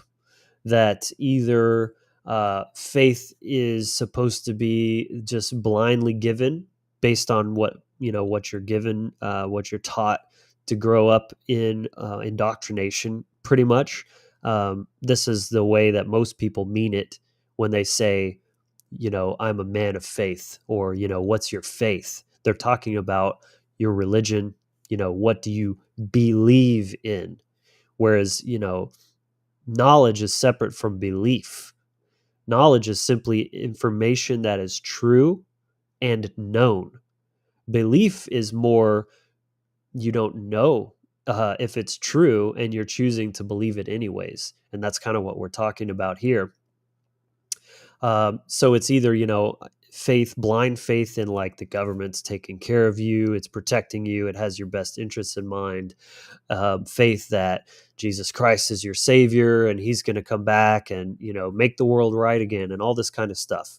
Things that there's zero evidence for. In fact, in many ways, there's plenty of evidence in contrary to that. And then the other side is that faith is all bullshit. It's weak. It's setting you up for failure inherently. And I say both of these are false premises, false ways of looking at this. You are distracting from the topic, and I appreciate it. I mentioned the shirt earlier. This is on the merch store. So if you would like to get your own, go to thewizardfactory.com, pick out which items you would like and sizes. And then, because I don't know if you missed it earlier, the site is not working correctly because I have to pay for a e-commerce subscription.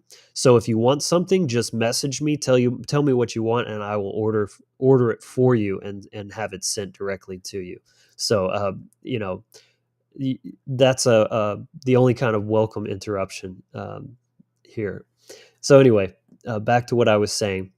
A you know Taking either of those two positions is a false dialectic. So we're going to get into kind of looking at both sides. So first off, when does faith make you powerless?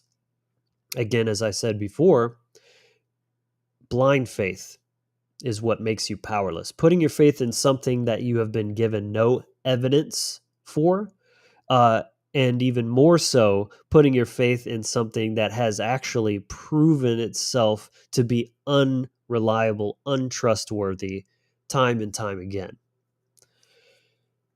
And then dogmatic thinking, dogmatic belief is believing in something even despite conflicting or opposing evidence. So that's another one that's kind of synonymous with faith, but only like in this negative context. Is dogma. It's very, very similar. Blind faith in something you've been told rather than something you've directly experienced or seen. So, Jesus Christ was real. He was a real person. He died for your sins. Um, you know, God is, this benevolent being that's coming down and changing events, right? Divine intervention. That's another thing I think is a big, really, really tied to this kind of negative connotation. Personally, I do believe in a cosmic intelligence of sort, even a creative force of the universe. The principle of mentalism is, or the animist perspective that we are all um, fractals of the one unified version of what we are, and we're living inside the mind of that thing. Being, I mean, even saying a being seems like it's kind of limiting it. I guess it is a being of sorts, but not like an organic being or something like that. But having that idea is very, very far from being religious, being Christian, or even believing that God is like working in your favor, that he's like doing you favors, he's giving you trials and challenges. I think this is a very codependent and disempowered mindset. It may be true, but again, the whole point is this is all kind of speculation because it's outside the realm of observation. You cannot fully know just from observing things unless you're having some sort of higher dimensional premonitions or out of body experiences or something like that. And then you can have an experience that leads you to having such a perspective. But because I've never had such a perspective, I'm going to do the best I can with the information that I have, which, is employing the trivium of building these understandings based on information that you actually have access to, not just because some book told you so, or because your parents raised you to believe so, or that the school, which is run by the government, teaches you that the government's super good and awesome and always does the right thing, and you should have faith in it and participate, and it's just going to work out great, right? Because history is just full of examples of that, right? So I think you can kind of understand where I'm coming from here. Faith in anything outside yourself steals your power, sort of, but not necessarily. And that's where I'm going to get into the other side of faith. You have to have some faith in humanity, for example, and that's not necessarily blind faith either. you can have faith that you can trust someone, but that means you don't know for sure if you can trust them or not. If you know that you trust someone, then again, you don't need faith, right? And it's also to note that any trust that you place in another person has to be an extension of the trust you have in yourself, because you have to trust yourself to have the proper discernment to decide who is trustworthy and who is not. So that's why anytime you trust someone and then they hurt you, that damages the trust you have in yourself too, because you're like, oh, like, how did I not see that? Like, oh, I don't trust myself. It's better to be alone and not trust anyone because clearly I can't, figure out like who is trustworthy or not. So this is why balance and healing is very important. Just because one person hurts you doesn't mean you have to stay stuck in that loop and keep recreating that. Just because one person hurts you doesn't mean every person is going to hurt you. You have to treat each person as an individual. So again, to have faith, something external like God, to handle a problem for you or save you. Now that's really where you're getting into problem territory, because this is giving away your personal responsibility. It's disempowering you, because then you're codependent on something to just have a functional level. And same with this divine intervention of just like, well, I don't little old me can't solve this problem. I'm just this wretched sinner, so I'm just going to leave faith in God that things are going to work out. Or especially look at the human slavery condition on this planet. I just have faith that God's going to come back and set things right, and all I have to do is just pray really hard and have my faith, as if faith on its own is a virtue. That's a problem. You have to, never lose sight of the importance of your personal responsibility and the obligation to take actions to change a situation, and not just expect that things are magically going to work out. This is very much the mindset of a child. My parents will feed me, they'll keep me safe, right? So I don't need to worry about anything. I don't need to do anything. I don't need to go get a job because they're paying all the bills and just taking good care of me. And I have faith that they'll make sure I have everything I need, right? Which is fine when you're a child, except you're not. Chances are you're a biological adult, but many, many people are, yet they are psychologically still children in many ways. And this is a product of stunted emotional and mental development due to trauma and indoctrination that sort of locks you in a stasis of infantile development. And people just stay stuck there for the rest of their life, because that's what makes the perfect slave, right? You don't need to grow up. Just put your power in us and your faith in us, and we'll take care of you. And we'll exploit you, but that's, for us to know and you to find out. So that's when faith is a problem. Now let's get into, when does faith make you powerful? So to be in flow state, right? This is kind of almost like looking at a masculine versus a feminine dynamic, right? If you have no faith, you're going to be hyper in your masculine brain and worrying about every little thing. This is a useful mindset at times, but you can't just live there completely.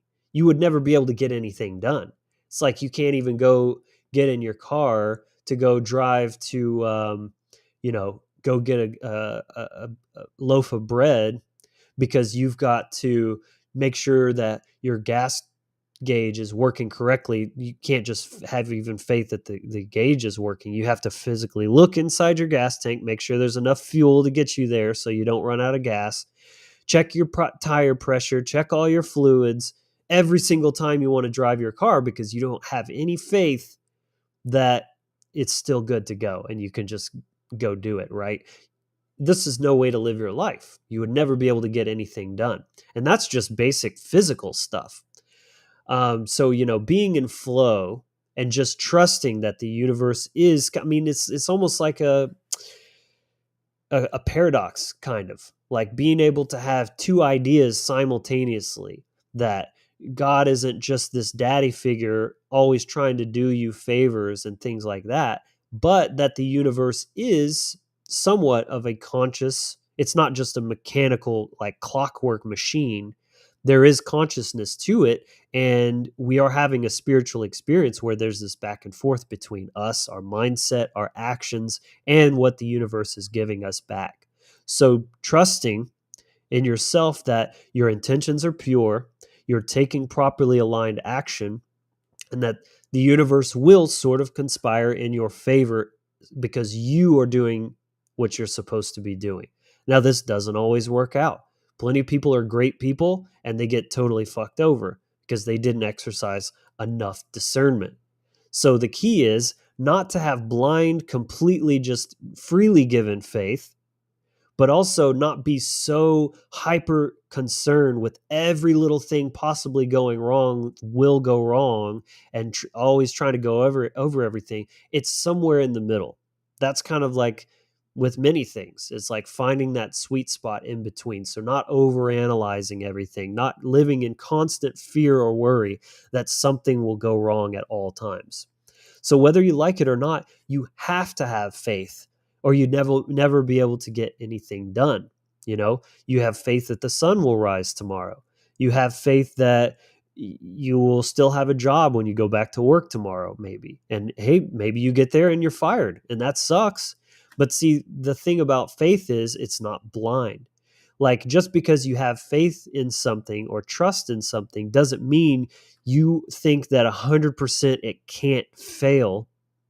It's just that you're choosing to trust it until it gives you evidence otherwise. And that's the whole point. Then you respond to when it's changed its behavior. And so, you expect something to continue until it doesn't. And then you deal with that accordingly. This is, I think, the healthy kind of mindset to have about it. So, faith in what? Again, yourself. Believe that you can accomplish the things that you want to do, if as long as you don't give up, and you make sure you have the skills and the competence and the confidence required to do that. I mean, what is confidence? There's another one I can throw in there. Confidence is faith in yourself, and it's not blind faith. See, blind faith, confidence is arrogance. That's the difference. It's actually born out of fear that you aren't enough. And then you're overcompensating by seeming like you've really got it all together and you're just the shit. When true confidence is earned through experience, right? You've been through the shit. You've proven to yourself that you can handle whatever life throws at you. And even if you can't, you'll be okay. You'll come back stronger than ever. If you're a true spiritual warrior, you'll transmute that and rebuild yourself even better than before. So faith in yourself first and foremost, because that's the one thing, that's the constant. And if you don't have faith in yourself, that's going to sabotage everything you do, no matter what. There's always that little itch in the back of your mind of like, you don't have what it takes. You're not good enough. You're an imposter, right? That's going to affect subconsciously in the vibration that you're putting out and in the way that you're actually behaving and interacting. And faith in natural law, because if the law wasn't consistent, it wouldn't be law. Think about that. Really think about that. Without natural law being timeless and consistent, the world truly would be chaos. See, the world is not chaos, or chaos isn't happening in the world, because there is a lot of it right now. That's actually due to natural law working perfectly via the law of freedom. As morality increases, freedom increases, and by extension, order, right? Because you have to have order in order to have true freedom. Otherwise, it's being infringed. And as morality decreases, so does freedom, and so does order, or chaos will increase. So we're actually seeing natural law working perfectly because the majority of people don't understand true morality. They're acting out of pure ego-driven, self-interest, and just doing whatever, whether it's to benefit themselves or just to lash out and project their own hatred and aggression and self-loathing onto someone else. That's why things are happening. It's nothing to do with natural law. It's nothing to do with this world is a prison. We live in a matrix, blah, blah, blah. The matrix isn't real. It's been grafted onto our reality. It has no inherent flaw regarding the universe itself and the way things are working. I think this is very, very important because so many people are trapped in this victim mindset of like, oh, this is all just happening to us. There's nothing we can do. The universe is just fucking hostile. It doesn't matter what I do. Everything fails. People betray me and stab me in the back. Where's the personal responsibility in that? And where is that leaving room for the fact that there are good people in this world and they deserve to be acknowledged? You're slapping good people in the face by thinking this way, because what good is that? How is that benefiting you? You're cutting yourself off from even seeing the good things in life because you're too busy stuck in that bullshit mentality there. So it's the law. Natural law is consistent. It is perfect. It does not change. It's timeless. The variables is what changes, and the variables dictate the output. That's what natural law is it's just an equation. If this, then that. So if these variables come together in a certain kind of way, and these choices are made or these events happen, then this is going to be the outcome. Don't hate the player. I mean, don't hate the game. You know what I'm saying? Like, this is just the rules. If you don't like the outcome, change the input, change the variables. That's where your power comes in, is you have the ability to influence reality in such a way to change the variables to get a certain outcome, right? If you want a job, then the more applications you put out, the more you're adding that variable, the more likelihood that the probability is in your favor that is going to happen, versus if you don't put any applications in and you just have faith that the universe is going to look out for you, then sure, maybe you just run into somebody on the street that you're walking your dogs with and they're like, hey buddy, you look like somebody that needs a job. But depending on that, not a really good strategy. It's probably not going to work out so great for you.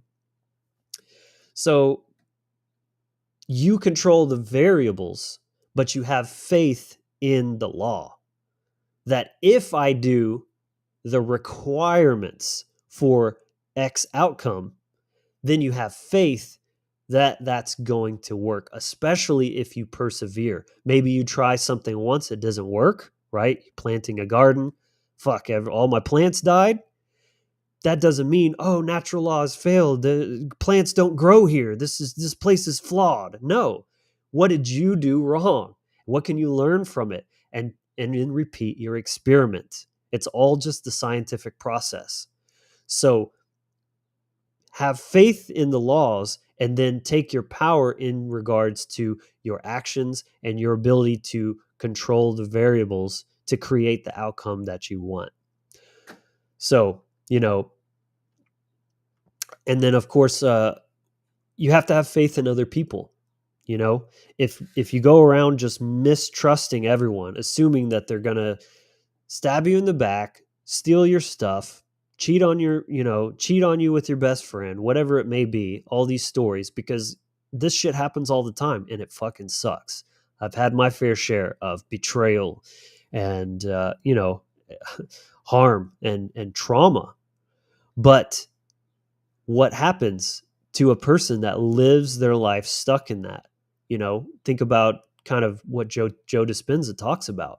is like people have these negative experiences and then they live their entire lives just replaying, role playing that same experience over and over and over again. And they wonder why nothing changes in their life. It's because they're literally recreating. They're stuck in Groundhog Day and they're just recreating the same experience, and it becomes a self-fulfilling prophecy. So of course you feel stuck because you made yourself stuck.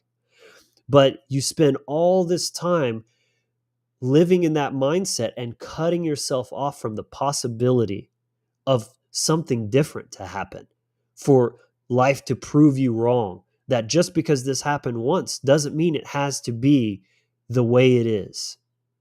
And only by healing that mindset and letting go of that trauma and that pain can you even access that potentiality. Otherwise, you're guaranteed to be stuck in that doom loop, the unconscious feedback loop. If you haven't checked that episode out, definitely go watch that on the live show. So, what do you guys think? Is this all making sense to you?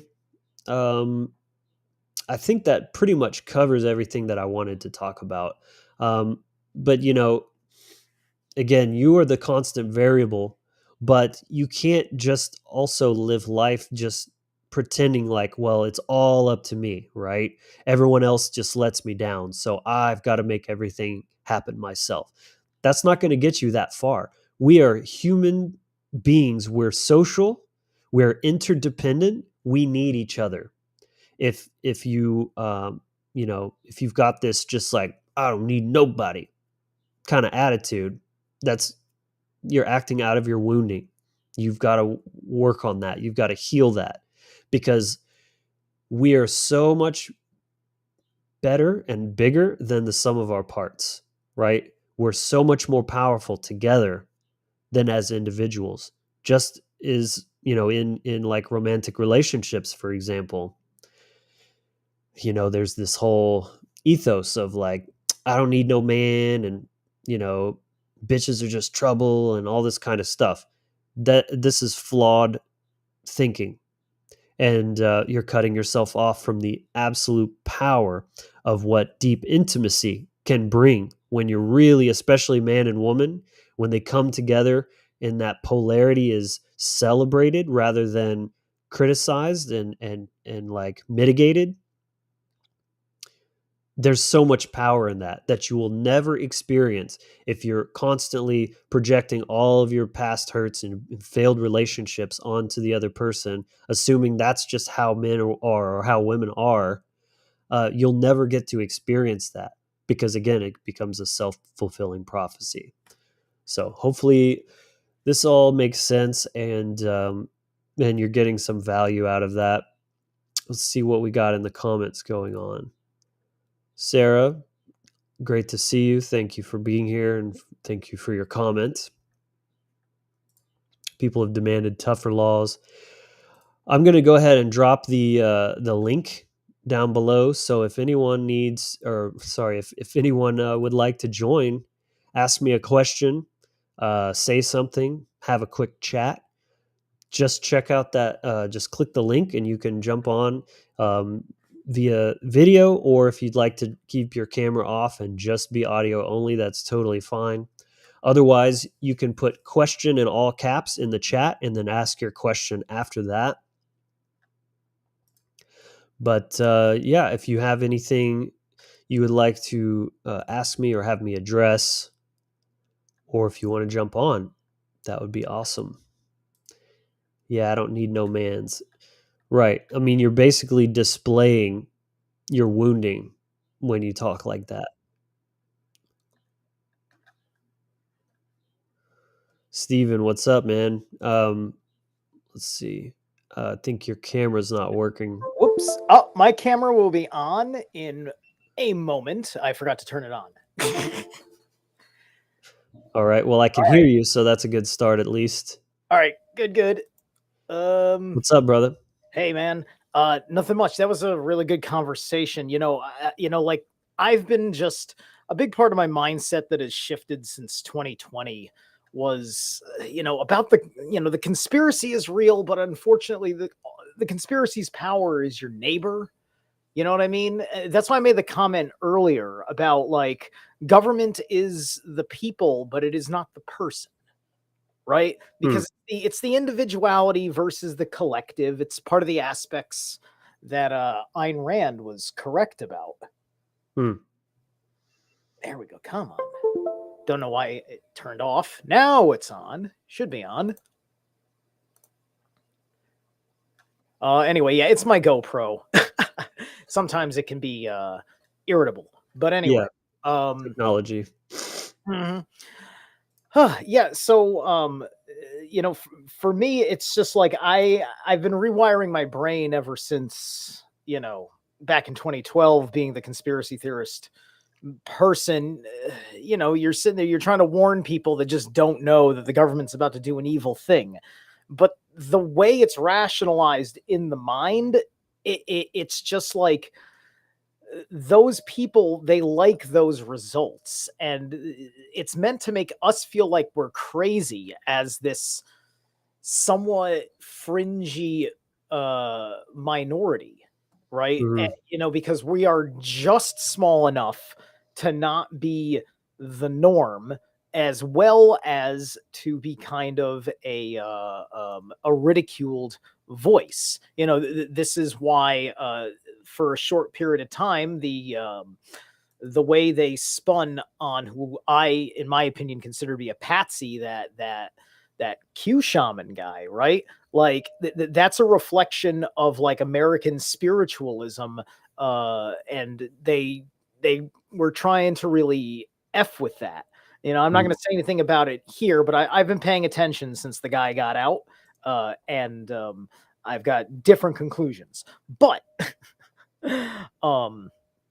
that's all part and parcel of these guys looking at this problem of us and trying to keep our mindset out, which there's the Christian mysticism and like heathen mysticism, and like you know, and at least try to polarize it and like make the Christians not like him because he's too close to the devil, and make the heathens not like him because they're too close to the god of the foreigner, right? And he's there, and you know, and he's there, you know, with all the patriotism, and a lot of people in either of those parks are not like, you know, like they find it kind of cliche because it's kind of coming from a more right-wingish kind of place, but it's also very new age sounding. So it doesn't fit in. And, you know, the government trying to play the, you know, the big guy that others, people that are not part of mainstream society, they must talk about figures like that, no matter how passionate they are about what they believe in, which is why I think he's a patsy. Well, my take is, first of all, Q is a psyop that is you know, designed specifically to make people not take action. Now, that's a great example of false or blind faith, and that's kind of the point of how faith is often exploited in people. Is they're given a false hope, right? This thing is going to happen, and then you have faith that that thing is going to happen, but they themselves aren't taking any actions to make that happen. They just have faith that it's going to happen, or that somebody else is going to control those variables and cause that outcome. So that's a great example.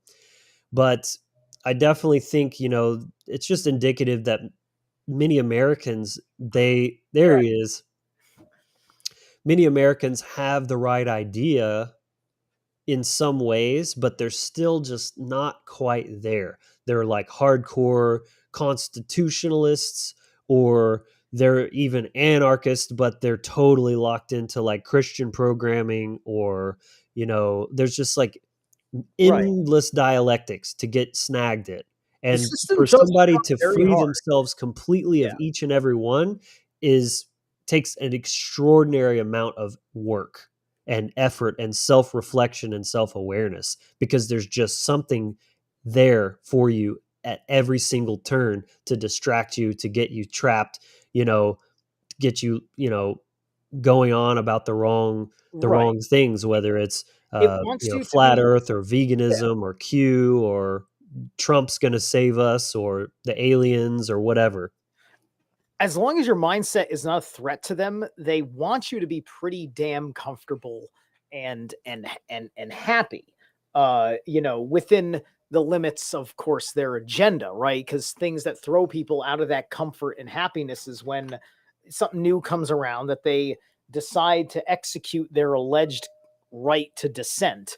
And then all of a sudden, all this unholy pushback happens, such as 2021 in particular.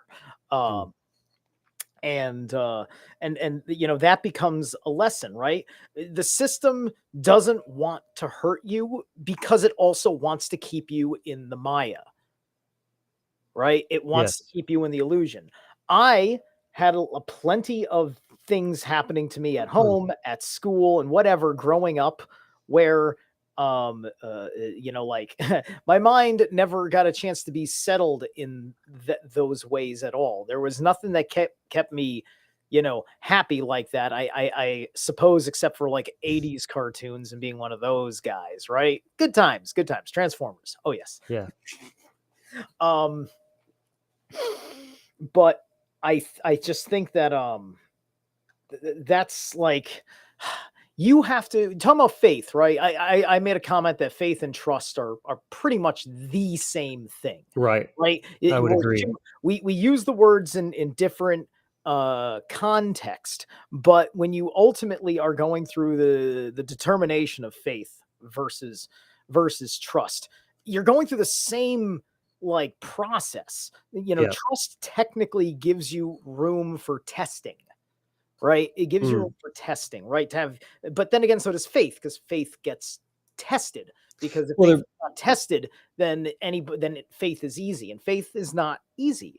I mean, some faiths are easy, but like the real stuff, the faith that involves action or inaction of yeah. certain kinds, Well, they're being the both self. just words, and they have essentially the same meaning, even though they're typically used in slightly different contexts. But when you really look at the essence of the words themselves, as far as I could see, and like I said earlier, I just don't see any meaningful difference except for the slight difference that in how they're typically used. Trust is usually more of like an interpersonal aspect, Mm. or even trust in yourself, whereas faith is typically a little bit more higher, lofty, like in like higher powers, whether it's the government, the religious, forces at B or at work or whatever, that sort of thing. But other than that, I mean, in terms of actual practice and like you said, the process of determining what is faith worthy and what is trustworthy, there's really no difference at all. Mm. Correct. Like I thought about it in terms of the only way that you get faith or trust is that, like, you have to test it over time. You have to study it, Hmm. and that's in runic principles. That's yera, right? You have to apply yera in order for faith or trust to mean anything. Otherwise, you're just being pied pipered all the way down to Pleasure Island, and we all know what happens there. Yeah, I mean, there's a process. I guess that's a good thing to touch on that I didn't really touch on before in terms of like how faith slash trust works. Is I think it's fair to give like a certain entry level degree of trust, like I was like, say you're in a grocery store and there's somebody next to you shopping for produce, and you have like this basic level of trust that they're not just going to pull out an axe and just start like Right. bludgeoning you with it, right? Because you might turn your back to them and you could be vulnerable in that moment, but you have like that little basic level of faith that they're not going to do something like that. Whereas if you were in a high security prison, you might not be inclined to give that same level of faith to a total stranger, Mm-hmm. regardless if you have any experience with that person at all. But it's like you might trust somebody to like detail your car before you give them trust to drive your car, for example. Or you might want to see if their car is all beat up and full of dents and stuff, then you might think twice about letting them drive your car because you're looking at the evidence, right? And so you have to gauge, like, trust isn't just, oh, I either trust this person or I don't. Trust is a spectrum, and there's like that basic level, and it goes all the way into the deepest parts of intimacy and trusting somebody with, like, deep secrets of yours, or access to your property, or sensitive information and things of that nature Yeah. that could be really used to do a lot of damage to you. Yeah. That You're just you're in a takes real relationship when you start giving your girlfriend your smartphone. oh yeah, no doubt. And let's normalize not doing that. I think that's kind of become, I mean, I've literally had this in my relationships, and never again will I. If Look, if you're with somebody and you don't trust them enough to not like demand access to their phone, what are you doing with that person? Right? Like, if you don't trust them that much, why are you even in a relationship? And maybe you need to take it some levels back until that trust is built up. Because yeah, maybe a person has like shown some questionable behavior. He's rubbernecking some ladies in the mall and stuff like that, and it makes you a little. But then you're still gonna move in with this person and like build this life together, but yet you still like demand to see their phone and know what their password is and all this kind of stuff. It's like you're putting the cart before the horse, right? You shouldn't be progressing your relationship that far when the trust level doesn't match it. Those two things should be in alignment with each other. And I think people tend to rush forward in the progress of their relationship without the trust matching it, because it's more about codependence and getting what they want out of the relationship, rather than actually, and they're like projecting what they want to be true, and what they you know like think about it, rather than looking at it for what it actually is. And this is very relevant when it comes to trust, because how many people say, oh well, I always kind of see the good in people and it gets me into trouble and stuff. And that's exactly what that is you're sort of projecting, well, I'm a good person, I would never do XYZ. So then I'm going to project that on this other person and assume that's true about them, rather than gauging their actual behavior and the little red flags that they've been showing me that I'm choosing to ignore because, oh, well, I'll just give them the benefit of the doubt again and again and again, until they fuck you over completely. And you're just like, oh, how did this happen? It's like, well, what did you think was going to happen? Mm. Yeah, that's it's a little bit of that's like psychic battling, if you will. The back and forth when there's the conflict that threatens the ego or the heart, usually. Then we get into these kinds of ways, and we're given that manner of reaction as our tool for the proper way to deal with it, a way that people will understand it, right? Mm, Like, I've lived my life like doing things like not that, and then going through scenarios and internal feelings where that people just don't understand because I dealt with them so differently. And so then, I've in recent years, I've just reduced myself down to, I'm having this problem, and I, thank you, but I just don't want to talk about it. Right. And mm, then I really I try not to get angry with them if they ask me again, because, people can't even fathom that there's some sort of very touchy reason mm, behind, so, and that's something because I need my in crowd, my people that understand the way that I think and feel, right? That's why I love the community that is revolved around Wizard Factory and everything else, right? That this is the tribe, if you yes, will, right? Um, absolutely. yeah. I don't want to be a hog on time. I'm sure you've got other people, but if you'd like, I have my runes out. I'd like to pull a rune. Sure, we could do that in just a second. First of all, if anyone else wants to join, just go ahead and click the link. It is pinned, so it should be right at the top of the chat. But I'm kind of thinking it would be cool to have almost like this open door policy where, I mean, until we start getting like 10 people at a time that are trying to jump on, why not have a few guests on at a time and have kind of a round table?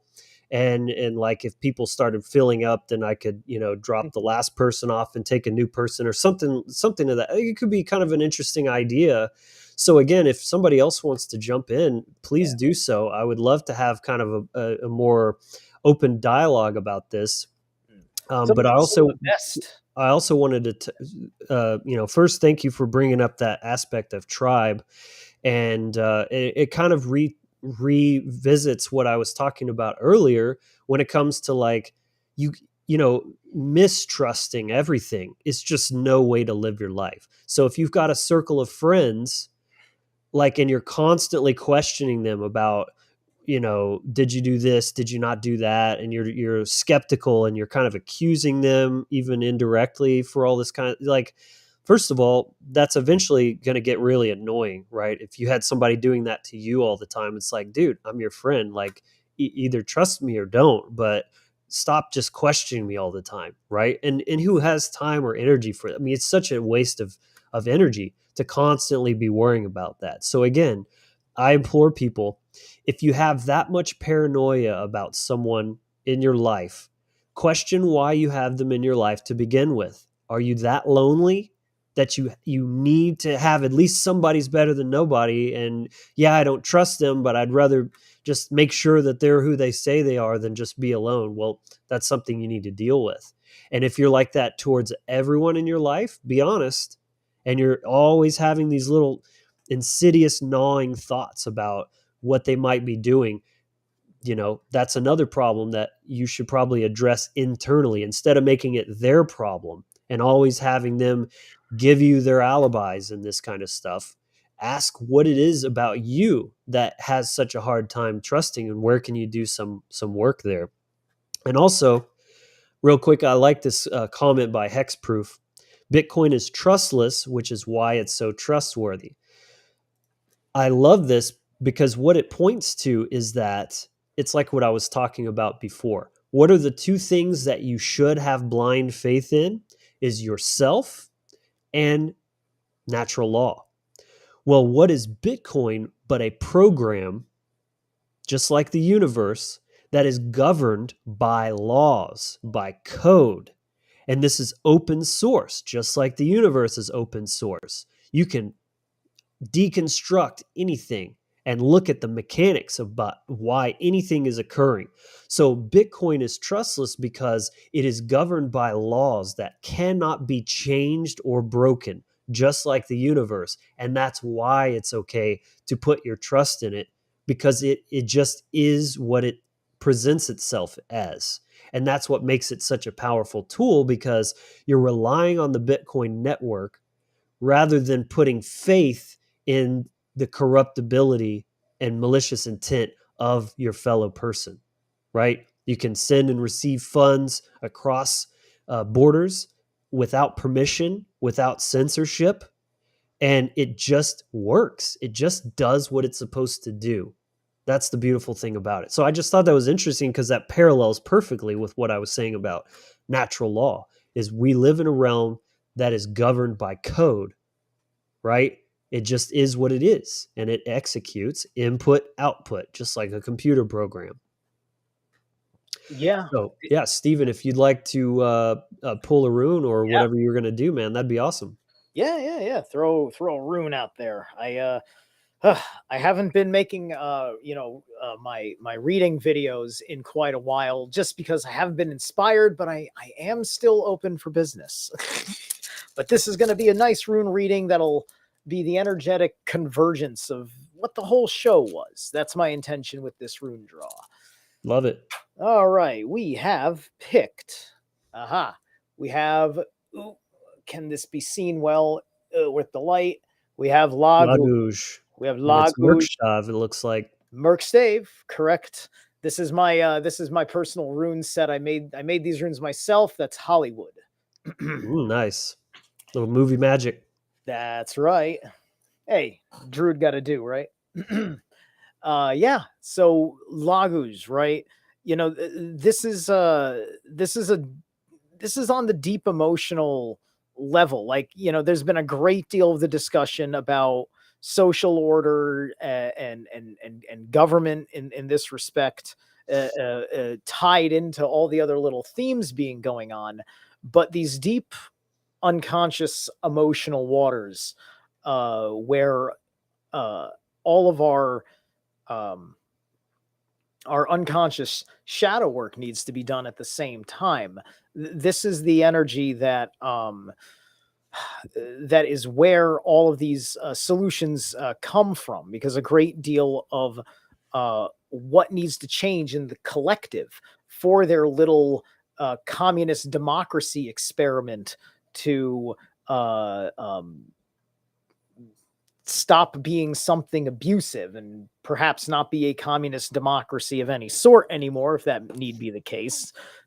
But the point is that everybody's got to get down there in the system that we both know so well, that I go with Lagouge. Its diametric opposition is Tiwaj, which is the highest truth, the trust, Tears rune, the great high Mm. authority. So that's where it ties right back in. So the trust conversation of this episode is what is the focal point for all of this, and use that trust to go down into the depths and make that correction in the collective unconscious, especially by working on yourself in the personal unconscious. And remember that the enemy ultimately, it's the unconscious of your neighbor that doesn't understand, right? And he Mm. doesn't mean to hurt you because he's a good guy. He's probably raising children,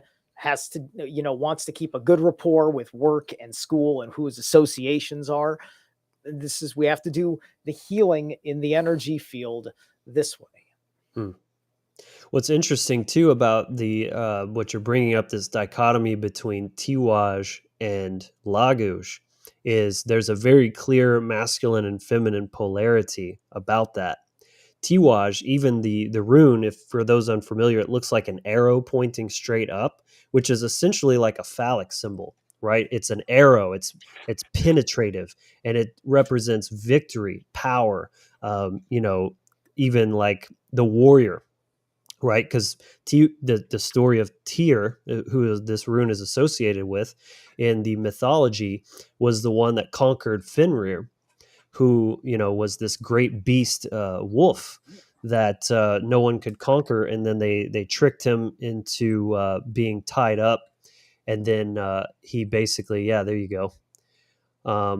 You know, so he's the only one. Tyr is the only one that is keeping Fenrir at bay, right? But through his strength and his sacrifice, because he had to let the beast bite off his hand in order to actually conquer him. So on the other hand, you have Lagouge, which is the lake, right? It translates to lake, or that's where you get like the Gaelic word loch. Is this water energy? It's the deep subconscious mind, and it's your emotions, which is feminine, and water is receptive as well. So it's an interesting dichotomy of like having this higher awareness, your warrior mindset of, hey, I have the power. I'm going to go out and create change. I'm going to be a warrior for truth.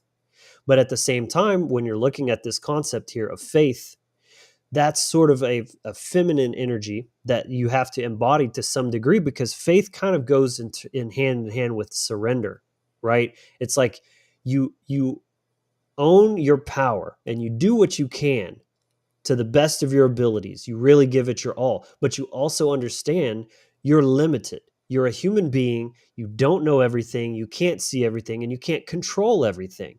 So you have to have this layer of just do what you can, and then beyond that, just let it go, because there's no point in worrying about that anyways, right? It's only going to be sapping your power by constantly trying to micromanage everything and all that sort of stuff. So this is where that balance comes in, of where I think it's important to be able to embody both simultaneously, and not just get totally polarized to one end or the other.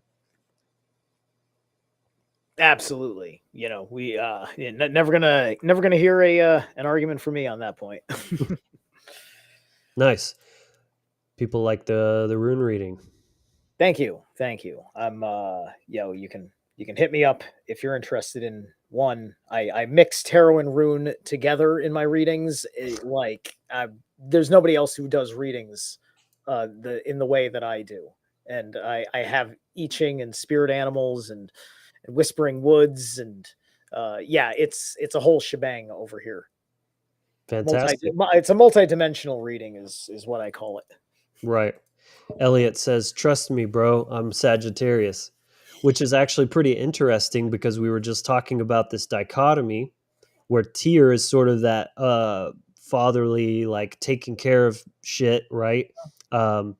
Well, that's the arrow. That's what Sagittarius is he's the archer, right? So Mounted archer. you have to trust that kind of masculine, unchanging aspect of the universe that is firm and steady and doesn't compromise. It'll give you exactly what you're, putting in. It'll give it back to you. Yep. But you have to kind of trust it to do its thing. Yeah, moon and Sag for me. So yeah. Nice. Well, if anyone else wants to jump in, you're more than welcome to. Otherwise, we'll probably call it a day here. But really good episode. Stephen, thanks for jumping in. I appreciate you, brother. Good to see you, and thanks for that rune reading. That was awesome. Yeah. Anytime, hit me up if you like the idea. Yeah, absolutely. Alrighty. So thanks everyone for tuning in. I guess this is as good a place as any to wrap this up. I think covered a lot of good ground today. Nice, lots to sort of contemplate and consider. So if you did like the video, please like the video, right? Smash the like button, turn it blue. And if you really resonate and you want to join the tribe, definitely subscribe. Make sure you click the bell. If you're gonna subscribe, just click the bell. Just make sure those two go hand in hand, because there's really no point in subscribing and not, because it doesn't do a whole lot in terms of making sure you see the content. So just keep that in mind.